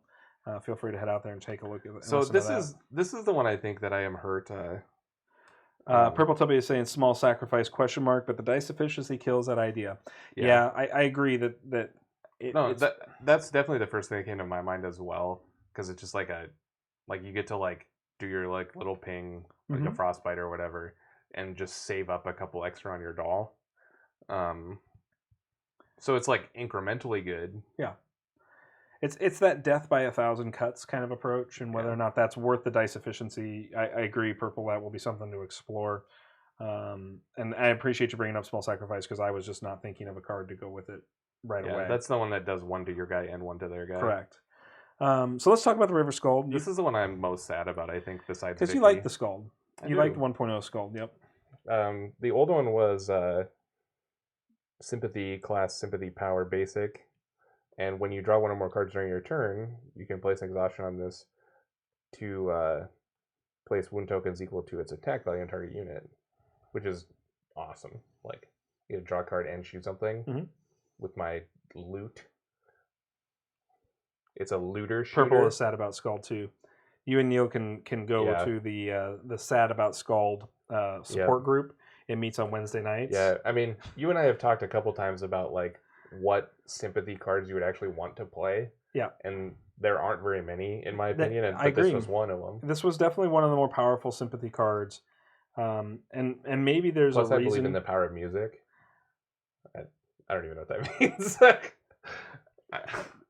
Speaking of music, like What? we're gonna go on a tangent. Nope. You owe us a rap. God damn it. Neil is rapping for a Transformers bet he lost last year, and I still It's can't been get more him. than a year. No, we're coming up on EEI in December. Oh, okay. It's been a year since we started the bet. Right. The bet was before the bet was in Gen Con or whatever. Yeah, right. It was like July, but it's been a year since you lost. It'll be a year since you lost in December. But anyway, we only found out that I lost like 3 months ago. Really? It's like I feel Maybe like it's been like 4 months ago. 4 months ago now, 5. We just could never get the tournament results. Yep. All right, so let's talk about the new River Skull for just a second. Main action, 2 sympathy class to play. Harsh Melody, it's a 2/2/1, which I think is It was the a same 3/3/2. So it's definitely dropped in overall power. But when this unit comes into play, draw 1 card. This still seems like it's up your alley. You may discard 1 card from your hand to deal X damage to target unit. X is the magic play cost of the discarded card. I think this is still relevant. Too bad you can't play Elephant. Well, I think we're going to get. I think at some point we're going to get allies like that back. That Sympathy is going to want to like manipulate and do things with. I mean, this card is absolutely fine. Yep. I think it's pretty good. It's a little understated, I think, for 2 class dice. But if it comes into play and kills a guy, it doesn't really cost you a card. Well, it cycles. Right, it's a cycle card, yeah. And it's a maze, so if you don't want to sling it, you can just draw a card. So this card's pretty cool. I mean, I would definitely play this guy. It's not as good as the old one. Right. It'd be sweet if you got them both. He would trigger himself, but Neil's off in like some sort of magical Christmas land now. Everybody, so. But yeah, I think he's good. I think not as good, but I think he's fine. Like good in a different way. I think he's just changed and changed. I wish that he was a 2/3, or a 1/3, rather than a 2/2. Sure. I mean, this guy dies to Seaside Raven. It's true. Damn it. I think I would rather just deal a set 2 damage after draw. Oh yeah, that'd be nuts. That'd be way better than what it is. Yeah, I mean for sure. Like that would be like. I'm not arguing that point. I think that's a reasonably powerful one unit argument, ability.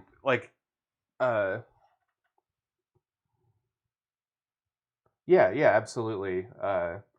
Well, and I was teching some cards last week in the deck I played last week, right? Like we talked about that, or 2 weeks ago now. It was 2 weeks ago that I was teching some cards. Right, and it doesn't have to even be tech cards. Like, in this game, you only have 10 resources a turn, especially now that they have changed dice recursion. So you literally only have 10. You're locked into 10. Right. So if you have a hand of like 3/3/4 and 2 other cards, you're most likely not to be able to do it all. Correct. Especially if you have like onboard activations like summon books or whatever.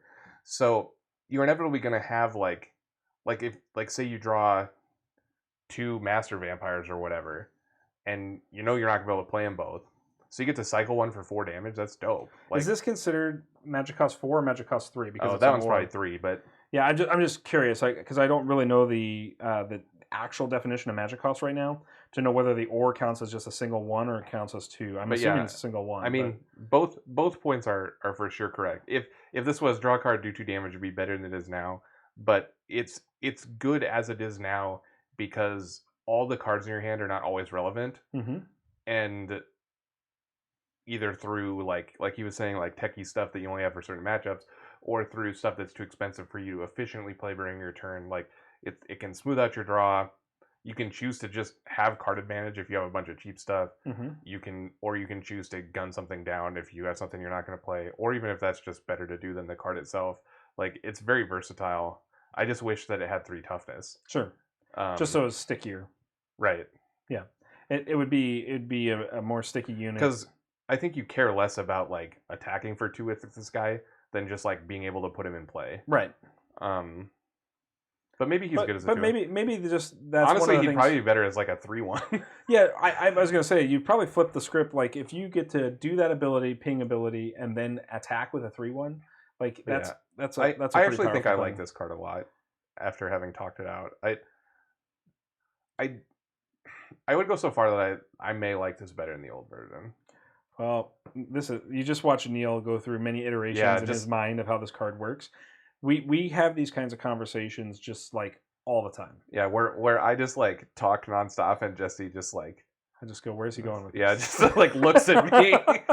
not that was a very complicated one, but but it happens a lot. It does happen with a fair amount of regularity in our conversations. So. I live in my own world of nonsense. Neil is incredibly good at breaking games, so I think like sometimes that's definitely not game breaking, but Purple says he sees the utility, but I don't know if it'll find a slot. Right. I think it's one of those cards that when you look at it in a vacuum, it's hard to understand its net value. The biggest problem with him, Purple, and you're right, like, is that he's two sympathy dice. Right. So when he costs 2 sympathy classes, you have to be like kind of deep in sympathy to realistically play him. You got to be probably at least 4 deep in sympathy, maybe 5. I think 4, because there's nothing that like screws you now for it, so you can be a little more liberal. But that's true. You still like, because of that, by extension, you have to be playing like other sympathy cards. Yep. So if there's a pile of sympathy cards I want to play, this guy's good and he'll fit. But right now there's not. Like the only sympathy card I can think of that I ever want to play is and I can't even think of what it's called. It's the one that like focuses your spell and gives you a dice back. Resonance. But I'm sure that it doesn't do that anymore. We haven't. I don't think we've seen the Resonance update yet. To me, Scald is 1 more die than Anchornaut, double the stats, and in most cases at least as much damage. Yeah, I mean, I agree with that statement. That's a completely fair assessment of Scald. That's a very fair assessment, yeah. Because it gives you like the option to not ping. I think it's much better than if you had to ping. Like, yep, I agree. I don't know. I think it's pretty good. I'm gonna try to play that card for sure. All right, so we got Sonic Swordsman. Sonic Swordsman. Yeah, I don't think we have anything else in between there. Oh, I thought I saw Fire Dancer, but maybe not. It might have been the owl. No, the Enchanted Lyrist or whatever we talked about. The Enchanted Violinist, yeah. No Sonic, no Rose Fire Dancer. Okay, so all the way to Sonic Swordsman. This is a card that I wanted to play one time, but it has a music note on it, so I'm like turned away from it. But I think the new version is reasonable. We'll get to it. It's a 2/3/1. It's a Divine Power and a Sympathy class and a basic. Right. So it's like small power for 3 dice, especially when they're like specific dice like that. When it deals damage by attacking or countering, you can place 2 wounds on target unit. So that's very good. Mm-hmm. And when you draw 1 or more cards, you may remove a wound token from this unit. So that's also very cool. So I think functionally this card got a buff and a nerf moving into 1.5. Same cost to play. So Divine Power, Sympathy class, Divine and Sympathy. Right, which I like Divine. Sympathy But this is a splashable Sympathy. This isn't like a have to play Sympathy. Correct. And I think it's powerful enough and costed enough that maybe you don't play 3 of, but as a 1 of in the deck, it's not terrible. It's a 3/4/2 in the new version, which I think a 3/4 is already much more attractive to me than correct. I think the stat line is way more attractive as a unit now. Yeah. Its ability suffers a little bit because of that attractive stat line. Sonic Pulse 1 is now after this unit destroys a unit an opponent controls by attacking, you may place 1 exhaustion token on target unit. So that's awesome. So Hammer Knight, it turns into a kind of an aggressive control piece. And Hammer Knight was the deal of the damage. I think this rivals Hammer Knight in terms of... Well, the old one had the same ability as Hammer Knight. It was Aftershock on both guys. This guy's awesome, man. It also has Alert, which means that it doesn't place exhaustion tokens as a result of counter. Yeah, this dude's dope. I'm going to play This guy's so good. All right, so Neil's super excited about Sonic Swordsman. Well, now I can play music notes. Now you can play Skull. This card seems really good. Yeah, I think it's good. Purple. It seems really good. Yeah. Yeah, I just think that control element of dealing exhaustion for destroying a unit is If it had Sonic Pulse but not 3 power, if it was still a 2/3, it'd be way less good. sure, But this essentially kills everything it attacks. almost Right. other 3/4 stand. Right. I just think there's not going to be a board state very often, especially now that you can only defend with Phoenixborn once. That this isn't going to be able to attack and kill something. Agreed. And trigger its ability. Agreed. So this card seems really good. Yep, I can get behind that argument for sure. All right, so I think Stormwind Sniper is going to be the last ally to talk about here. Spearmaster has to have changed, right? Haven't seen because it has first strike. Yeah, but we haven't seen that yet. I think that's also in the Spearmaster in the Jericho deck. I don't know. I think Spearmaster may be getting retired. Well, it's either retired or changed because I know that they're taking out the battle advantage. Right. So I think the only one we have left to talk about is Stormwind Sniper on the allies. So let's talk about that. So Stormwind Sniper, old version, 2/1 for 3. He's one of my favorite, by the way. He's okay. He's pretty good. He's an illusion class and a ceremonial class and a basic. When he comes to play, does 2 damage to anything, right? Right. Phoenixborn unit. Yeah. Yep. It's powerful. He's small but powerful. Spear retired, sadly, is what Carmelua is telling us. Yeah, I think it is I thought it was a Jericho card. Yeah, I mean, they needed to retire or change it. 3 power first strikers are just not good. Right. It's just like a bad play experience. Yep. Okay, so nothing else on him, right? That's his abilities. Yep, coming to play, do 2 damage. Cost has changed. It's now an illusion class, ceremonial class, so two dice. So they removed the basic from Remove the basic cost. 2/1/1. Yep, that's so it stays the same. Ambush 1 now is when this unit comes into play, you may deal 1 damage to target Phoenixborn. So it can't hit the unit. So we've lost. And it only does 1. Only does 1. So we've lost the ping 2. So that's way worse. So this is a functional nerf to this card all the way across the board. Right. Even if it only hit Phoenixborn, it'd be way worse. And it does have concealed, which is target unit cannot be targeted by attack spells, abilities, or dice powers an opponent controls. It just means that you might actually get to play it, do 1 damage, and attack with it. Like, maybe, assuming that they don't wrath you or do something like that. So this card seems worse, like way, way, way, way worse than it was. But it was so good before. I think this is a good change. I mean, it's fine. I think this card went from playable to not playable. Maybe. Just because, like... I just think it's going to depend, to me, it's going to depend on how much ceremonial is going to depend on dealing direct damage to the Phoenixborn to get there. Right, that card looks like garbage when you compare it to, like, Fire Archer. Well, Fire Archer does the exact same thing, right? Yeah, except it costs 1 dice. Sure. And it's 1 less power. Like, yeah. It's the difference between 1 dice and 2 is, again, very huge. I agree with that, too.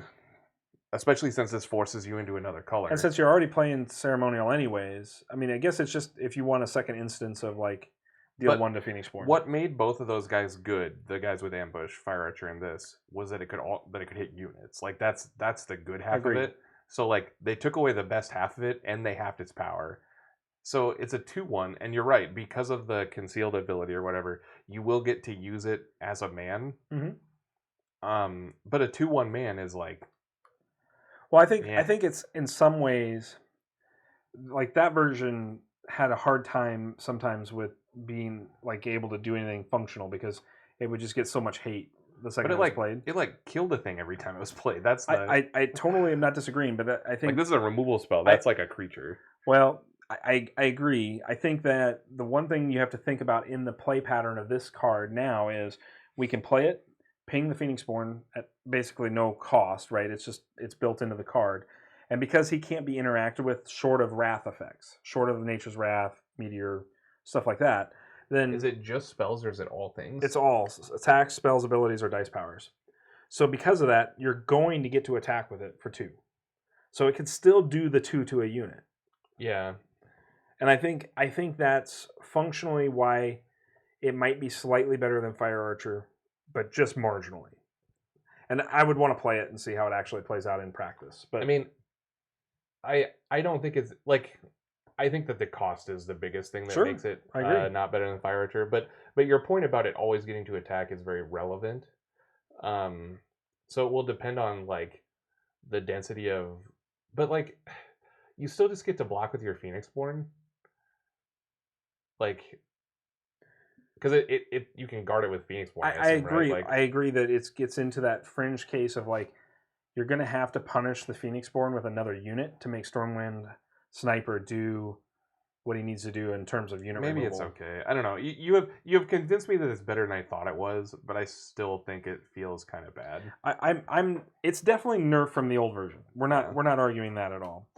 Don't have anything on String Mage. Don't have anything on Sun Sister. Don't have anything on Temple Elder right now. So we know those are not changing. Are we on to action spells? Is that where we're at now? Yeah.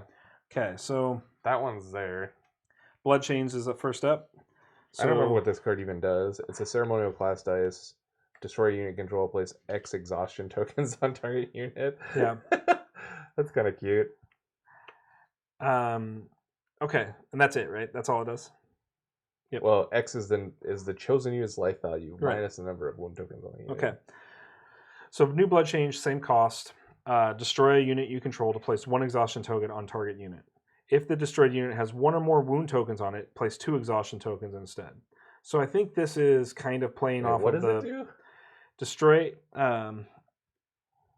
Oh, sorry, KP51, you are banned. We don't do any of that stuff. You are spam. All right. So Blood Change is an action spell discard for 1 ceremonial that says destroy a unit you control to place 1 exhaustion token on target unit. Simple. Okay. Destroy a unit, exhaust a unit. Yep. If the destroyed unit had 1 or more wound tokens on it, place 2 exhaustion tokens instead. So this is the reverse of how the old Blood Chains used to be, because the old Blood Chains used to be worse than when your guy was hurt. Correct. So this seems marginally better. I just don't know whether this is good. I don't know. Like, I don't think I want to be destroying units to exhaust things. Like, that feels like I'm giving up board state, but maybe like in a Brennan deck, like where you're going to be destroying things fairly regularly. If you're on the like new Leech Warrior plan, like whatever, this is a card that you could play. It's not Leech Warrior anymore. It's Blood Shaman. I'm gonna call it Leech Warrior. Get it right. Nope. You can't call it Leech Warrior. Leech Warriors don't exist in 1.5. Random in your book. Stop it. You just stop it right now. Chat. Do you see what I have to live with? This is what I have to live with. I don't live here. I have to stream with you twice a week. This is what I live with at this point. I spend almost as much time with you as I do my wife sometimes. Your pregnant wife. Yeah, right. So there's I think this card's fine. If you have a damaged guy and you get to like tap their guy out, it seems pretty good. Yep. It's like almost a removal spell. It's fine. I'm not as high on it as maybe others, but I don't know that it's great, but it seems fine. It's probably worth trying. I mean, just to see if I'm crazy. I don't know if we have. Go back for a second. I don't know what else we have on that board that's action spells. I'm just looking. Call upon the realms, change Psyche, Dark Reaping, Dispel. So I got 2 Shadows and Meteor. That's it on action spells. I don't think there's anything else in here that's action spells. So here's Meteor. Okay, so let's talk about Meteor. And Hidden Power. I know Hidden Power. Yeah, Hidden Power's in here. I got Hidden Power. So let's start with Hidden Power. Obviously, Hidden Power is like the greatest card in the game. Yep. Oh yeah, Purple said also you can second exhausted unit. Yep. That seems all right. I think. Is that what it says? Yep. It does allow you to just destroy any unit to exhaust. And you can like target an exhausted unit and just it will never untap. And yep, you can really lock down their biggest threat. Yeah, it's a good spell, I think. So Hidden Power is great. It's just like Dark Ritual, but yep. What does it do now? Yeah, I mean, if anybody doesn't know what Hidden Power does, trust me, you don't want to know what the old version does, because at this point, new version is obviously way weaker.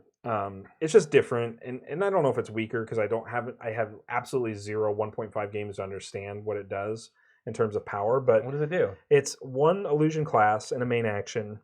You can draw 1 card, so you get a draw card. Okay. And then change 5 dice in your active pool to a side of your choice. So it's like super Call Upon the Realms. That seems fine. Yep, it's fine. I mean, but that's like, my point. If Call Upon the Realms is a good card, this is probably a good card. It's not one that you're like what I like about hyper excited about, but it's the 1 draw is nice. What I like about this is essentially you're changing 5 dice for the cost of 1. right?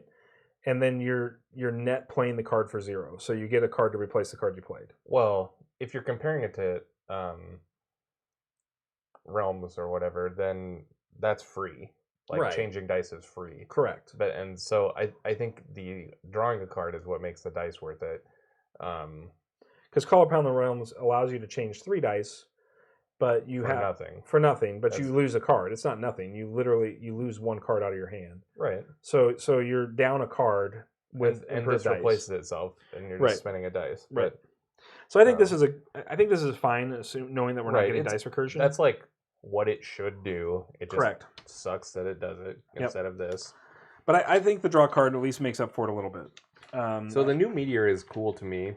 Okay, so explain the old meteor to anybody that doesn't know. I mean, it's kind of like it's- hidden power. I think if you haven't played against meteor yet, you probably It's haven't played much Ashes. two divine Side action, main action. powers. Yep. No, it's just a main action. No, it's not. Oh, the new version is. Yeah, The old one version. is just a main Right, action. right. Two power dice. Deal 2 to all units. For each unit, place an exhaustion token on that unit, unless its controller spends a basic. This card is absurd. Okay, so Purple Tubby is asking, how do we feel about no recursion? So before we jump into new meteor, You want me to answer that, or you want the like regular people to answer that? I'm going to answer it first because I know Neil. Neil probably has a differing opinion than me here. I feel like recursion was so powerful that your only option was to consider playing recursion. Like no matter what deck you were playing, I think competitive lists needed to have illusion dice to be able to essentially take more actions. I mean, recursion enabled more actions. And the really abusive, like Vicky recursions, were anywhere from probably 14 to 17 dice per round. So we're talking, I mean, in the scope of things, 40 to 70% more powerful than any other. Right. That's the very extreme. But I mean, I think it's important to talk about that extreme because that's Well, yeah. I mean, there was a turn where I played 2 elephant riders on you and did something else. right. Like, pretty good. Yep. So I think that in our experience, which is still limited, I mean, to be fair, neither Neil nor I have played in a major tournament or played against what we would call tournament players. We've only played amongst ourselves. Right. And if you watched my video last week, I look like a scrub. It But- is what it is. I think that recursion and the removal of recursion overall is probably a good thing for the game.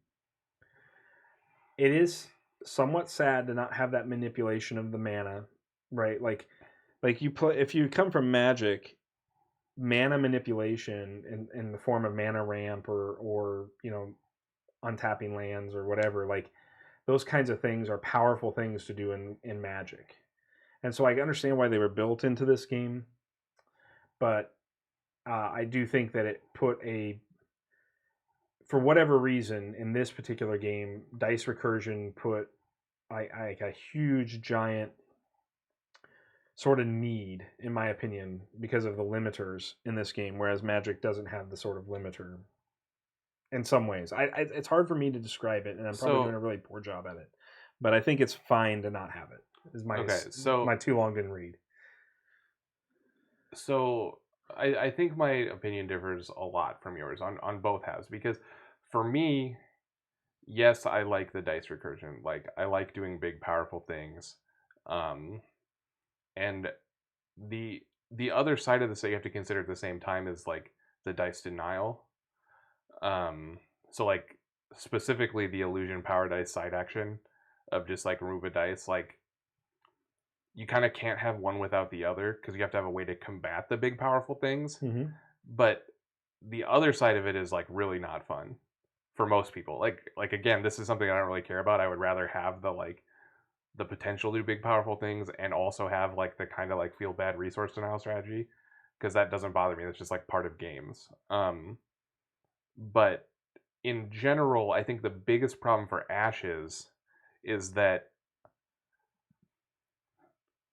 because hidden power is an illusion card, it just screws up the color pie so bad. Mm-hmm. Like you're right that dice recursion is very powerful, but I think that it would be better for the game if it was spread out among the colors rather than only in, because Illusion has hidden power, Illusion has open the gates, Right. and Illusion has Vicky. Gates thrown open and Vicky. Yeah. Yeah, so it has 3 cards. There's some like Lucky Rabbit and Magic Purity or whatever that do basics, but it really narrowed you into this you have to play Illusion because Illusion has the dice advantage and Illusion has the dice removal, and you have to play Vicky or you have to play Herald because they have dice recursion, and it more so than the actual thing itself ruins the game. The way that you have to build decks because of it ruins the game, I think. Correct. More than... I think that's what I was trying to say, just not doing a very good job of articulating it. But I'll throw this chat question back to you guys, and you can let us know. If Illusion Power, or Hidden Power, not Illusion Power, Hidden Power had 1 class die of any class type, like if we had a way to cost a card, he says, I think getting rid of removal is super good in every aspect. I'm going to miss the recursion, but also probably a good thing. Yeah, and I think most people agree with you, Purple, that in general, the things that you do with the removal all around is mostly not fun, and the things that you do mostly with the recursion is also not fun. We talk about this a lot because you and I designed a game, and in that game, part of the mechanics of the game is essentially a stone raining process where mana gets messed up through just the gameplay. And one of the challenges is, and I think Magic learned this early on as well, is why we don't see stone rain like effects any longer, right? Very rarely do we see land removal as a component of... Not good ones anyway. Sure. They always print one, but it's 5 or something when it would never matter in the game. So my point being is that removal, I think, is really bad. Thank you. Removal is really bad. But I'm going to throw this back. If we could still have recursion, but if it was more evenly dispersed amongst the color pie and amongst the Phoenixborns, sure, would it still be a problem? Do you, chat, believe that it would still be a problem if we had accessible recursion in all the colors? Again, going back to I don't think it should be basic costed because I think recursion is powerful. So basic cost would be kind of a similar situation where it'd have to be 4 basics or something, right? Which would be just too much of your turn to make it work. Right. The ones that exist now that are basic costed are very narrow. So Carmelo is saying he doesn't want basic generic and recursion because it reduces the deck size from 30 to 27 effectively. I agree. That's an excellent point. That again, we're not warping deck builds by color now. We're warping deck builds by okay, well, here's 6 cards you have to play in every deck. Sure. And we've seen that in other games too, where that effectively narrows the choices because you have a smaller pool of available slots to actually plug things into a deck. So I can get behind that. I can get behind that as a reasonable response. The idea to assuming we live in a world where you want recursion and you want it spread out evenly among the pie, the way that you would do it is by making similarly powerful cards for each piece of the pie that do some kind of recursion or some kind of resource gain. But obviously that's a much bigger overhaul of the game than they were able to do, and I'm not even sure they wanted to do it because the static 10 resources for both players is also a fine solution. And like Purple said, he's gonna miss some of the recursion, but it's probably a good thing. Most of the players I think have that attitude where they understand why. Right.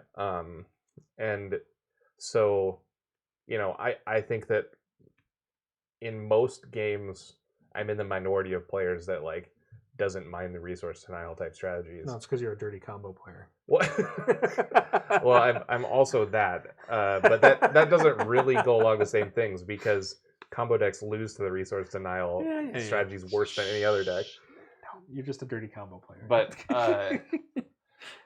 in essence, I think Nick and the team know what they're doing. A lot of these changes seem very good, and overall, I think that's a great question to start the discussion, Purple, about what we feel about it.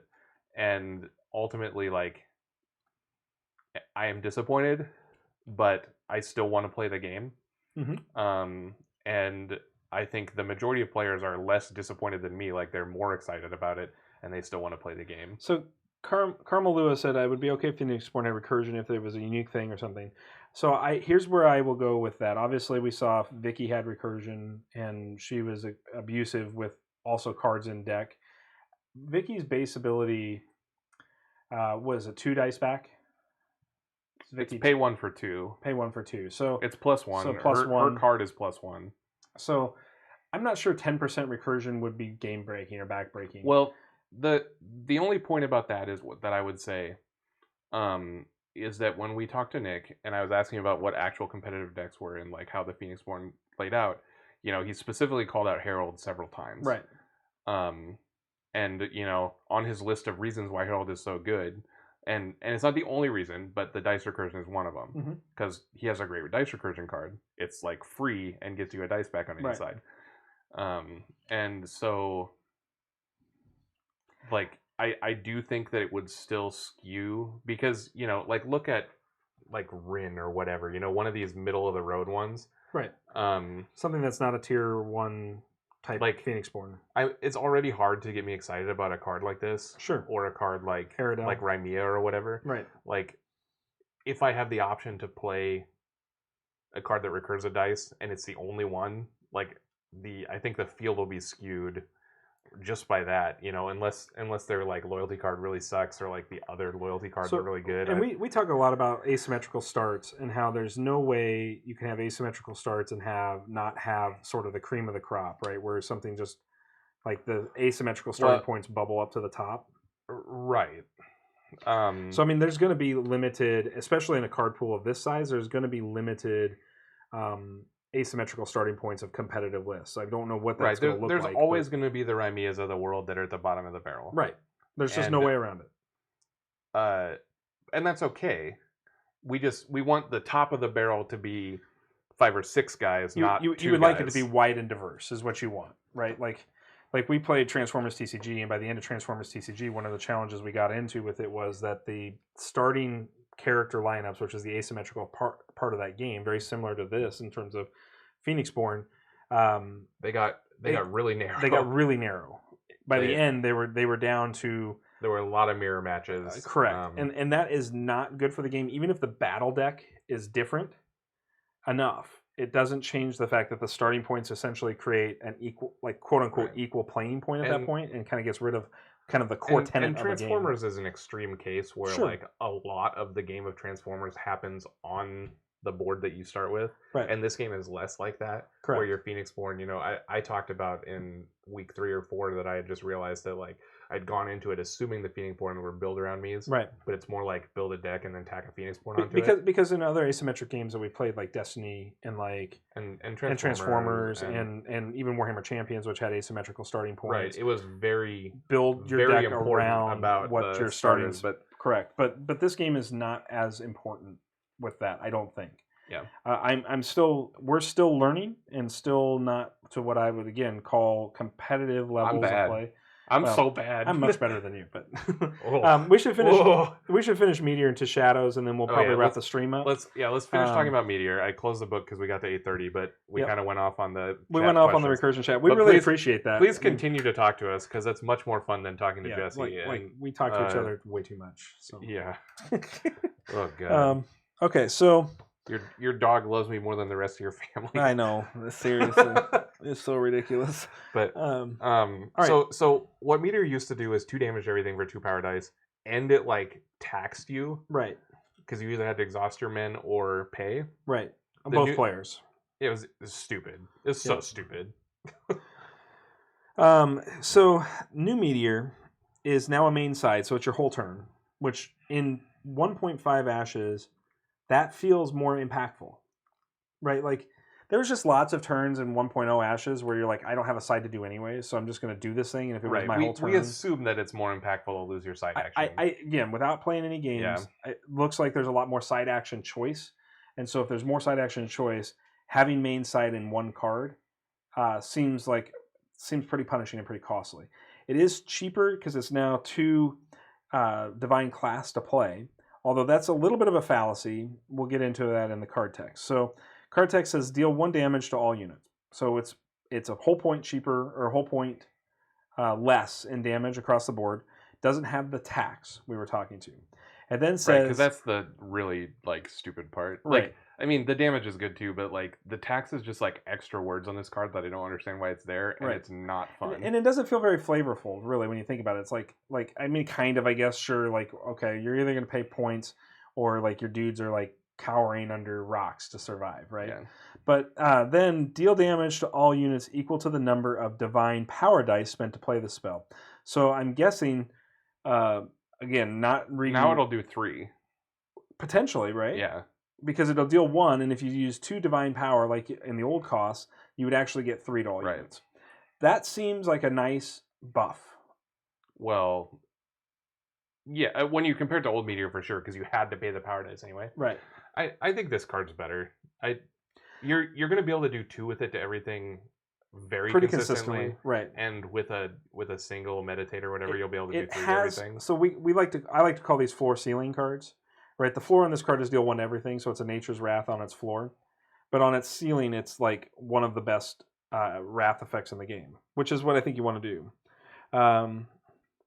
Yeah, I agree, Purple. It does seem way easier to use. I have played Meteor in a couple of decks, but I will be curious to find out whether or not this main action, side action cost, my whole turn cost, is punishing in 1.5, because I don't know yet.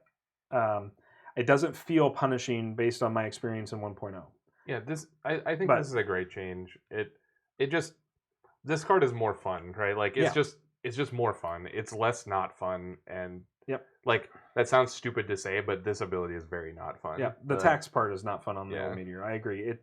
It is what it is. Okay, so cool. I'm excited about Meteor. We got one more action spell to talk about. It's called Two Shadows. I'm not sure. What is it? Show me a picture. I'm not sure this card. Does this card exist in old? Oh wait, we might have a transfer as well. Hold on. I lied. I'm good at lying. Oh my god. Yeah, it's old. He says Two Shadows is old. Reaction. Oh, Expand Energy. Do we have Expand Energy? That's probably got to be in here. That's somewhere. a ready spell. No, this is an action spell now. It used to be a ready spell. Okay, so we should at least talk about it because it's an action spell. Oh, fine. I'll go find it then. Okay, go find it. He's gonna go find it, everybody. I'll find where I want. I think that's it. See? Yep. It used to be a ready spell. So it's gone to an action spell. It was really expensive. It was a power. Right. This is dice recursion. Power ceremonial. Right. To play it, and then it just had the main action exhaust, and it was bring back a die. Right. Yep. Reroll a dice. Reroll a die. Okay. So a new version of Expand Energy is an action spell that is 1 basic. It says draw until you have 2 cards in hand. So this is really like I like cards. Sweet. I like cards like this because it allows you to save your last card to essentially get cards back. Especially like there was a deck you played, was it last week or 2 weeks ago, where it was just like you had a million dice and no cards left to do anything. Yeah, when I was playing JERICHO. Right, and so I think Expand Energy is kind of in that sort of realm. Okay, so I think maybe that card used to be a ready spell also, because I don't remember. We have Close Combat as well, which is I think the old spiked armor. Stop it. I know, but that was like an alteration, right? Spiked armor. We're gonna go over by like 80 minutes. I'm trying to go Here, faster. yeah, here's Two Shadows. It was a ready spell. Okay, so it used to be a ready spell. It used to have side action, illusion class, exhaust. Choose a target to gain illusion trait, where when it takes damage as a result of attack or counter, destroy it. So that's like the weirdest bad removal spell ever. Yeah, it got much better. It's now side action. First time we've seen time printed on a card, but it's also got illusion power. It has a time on it? Yeah, it's illusion power or time power. And it's discard a target exhausted unit. I like turtles. I know. That's what that little kid says, right? Anyways, I have a side story for that, but let's not. Yeah. Okay, so I think this is cool. I think the fact that it's going to be accessible. What does it do? Say just discard target exhausted unit. Oh, sure, that card's fine. Yep, that's good. as a side action, I think this is a reasonable side action to have in your pile. It's a power dice, so it's like kind of It's expensive. but Yeah. like I think it's good. So we can throw that in there. It kills a lot of things. I'm gonna have to move cards around because again they're moving cards all over the place. I'm probably not gonna worry about it. You're gonna be upset when you only find 2 Leech Warriors in the Leech Warrior slot. I'm gonna kill you. Ladies, if Neil is not on stream next week, just know I murdered him for moving Leech Warriors around because I can't stand that. So let's go back to Close Combat, which was actually an alteration for Spiked Armor in 1.0.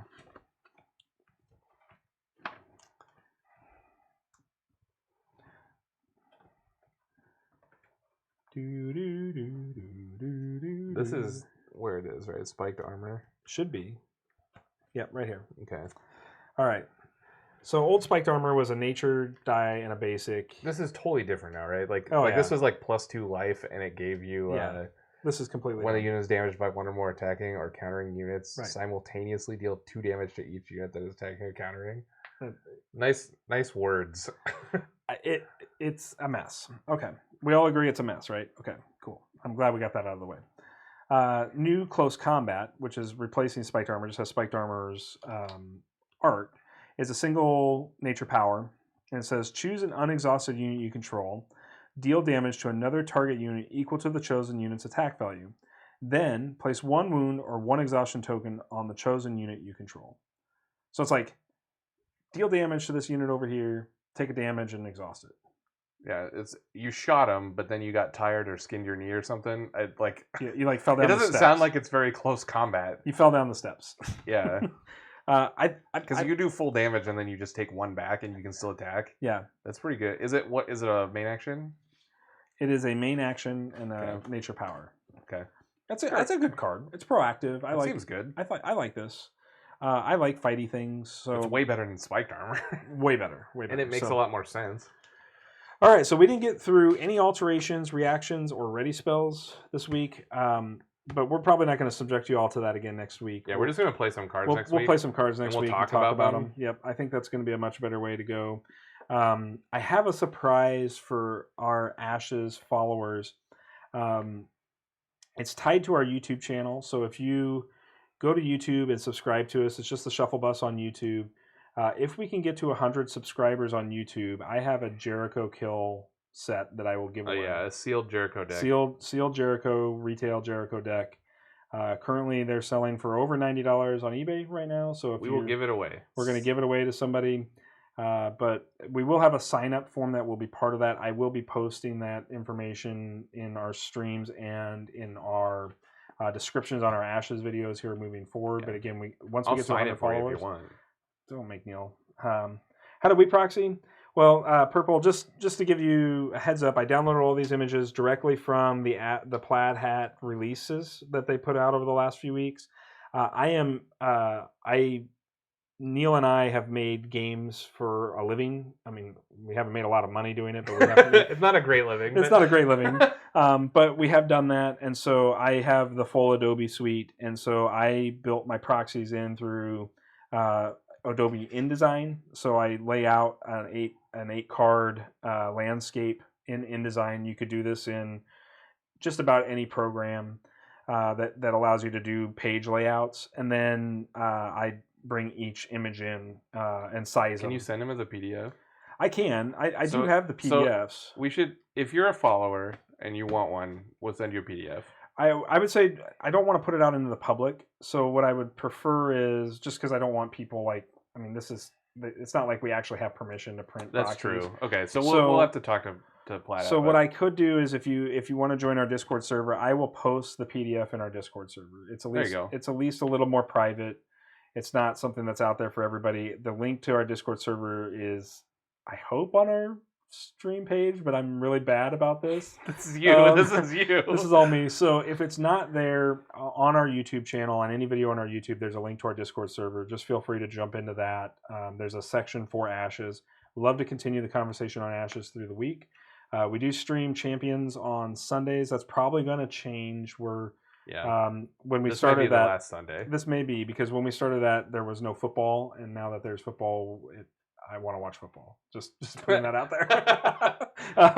Totally selfish. Totally selfish. But which means we'll add another stream in the middle of the week. We're still trying to decide what night that will be. But we do split our time between a couple of different games just because we like to play games. So Ashes is always Thursday nights, always at 6:30 Central. Would love to have you guys all back to chat about our games. That'd be awesome, man. We appreciate that. Yeah, absolutely. I mean, this has been our biggest stream by far. Yep. Having 6 or 7 people all the time, and I know like half of them are my dorky friends, and I appreciate you. Yep. But Purple and Carmelua, thank you so much for the like actual conversation. Yep. Because it really. It is hard to stream into an empty room sometimes, and we've been doing it for a long time. So please continue to follow if you watch the VODs. That's great. We'd like to have you in chat to talk. That's great. But this has been a good stream. Yep. Even though we didn't play any cards. No, sorry. This is all on me yet again. I had a busy week. Everything good that happens is my fault, and everything bad that happens is your fault. Fair. All right. Fair. We'll continue to post stuff to the Facebook groups as well as to the Ashes Discord if you're in the main Ashes Discord, which I think just got upgraded to a community Discord by Plaid Hat, which is awesome. I'm super excited that Plaid Hat recognized it and got with the Discord people to do that. I think it's really good to have those communities and really good to have a lot of conversation. There are some really intelligent people about Ashes on that Discord group. I have learned so much from just being a fly on the wall in their conversations, and this is really why I beat Neil, because he won't get into the Discord group, and so he doesn't get this insider knowledge. I kid. Neil's just bad at this game right now. Wow. But he'll get better, without a doubt. Feelings. Because at some point it just turns into I just get beat down, and if you want to know or have any question about that, just go back and watch some of our old Transformers videos. Go back and watch some Punch It plays. Yeah, I just beat you at every random game. Every random game for sure. So, but particularly deck builders. Neil's got a sort of affinity for deck builders. But well, I appreciate everybody that came and joined us tonight on stream. It was super awesome to have some folks to talk to. We're really, really excited about Reborn. Yeah, I'm very excited. I think there's a lot of really good things going on here, and I'm excited for Plaid Hat to take my money. Yeah. Well, I'm going to buy a whole second core set once it's out, and that's just so we can draft, because I want to draft. Yeah. And I think we can do that at this game pretty easily, especially like the way we did Flesh and Blood's draft on Friday night. Oh yeah, and with this game, we can grid draft and stuff like other sweet draft formats. Yep. I love limited. If you guys have watched any of our content up to this point, there was at one point we almost were going to build a shirt that said we can't be friends unless you play limited. Limited or we can't be friends. Yep. But of course, I'm not claiming any of them are good, but we'll keep putting them out. All right, putting them out. All right, well, thank you, everybody. We will see you all next Thursday, and have a great one, and stay good to each other.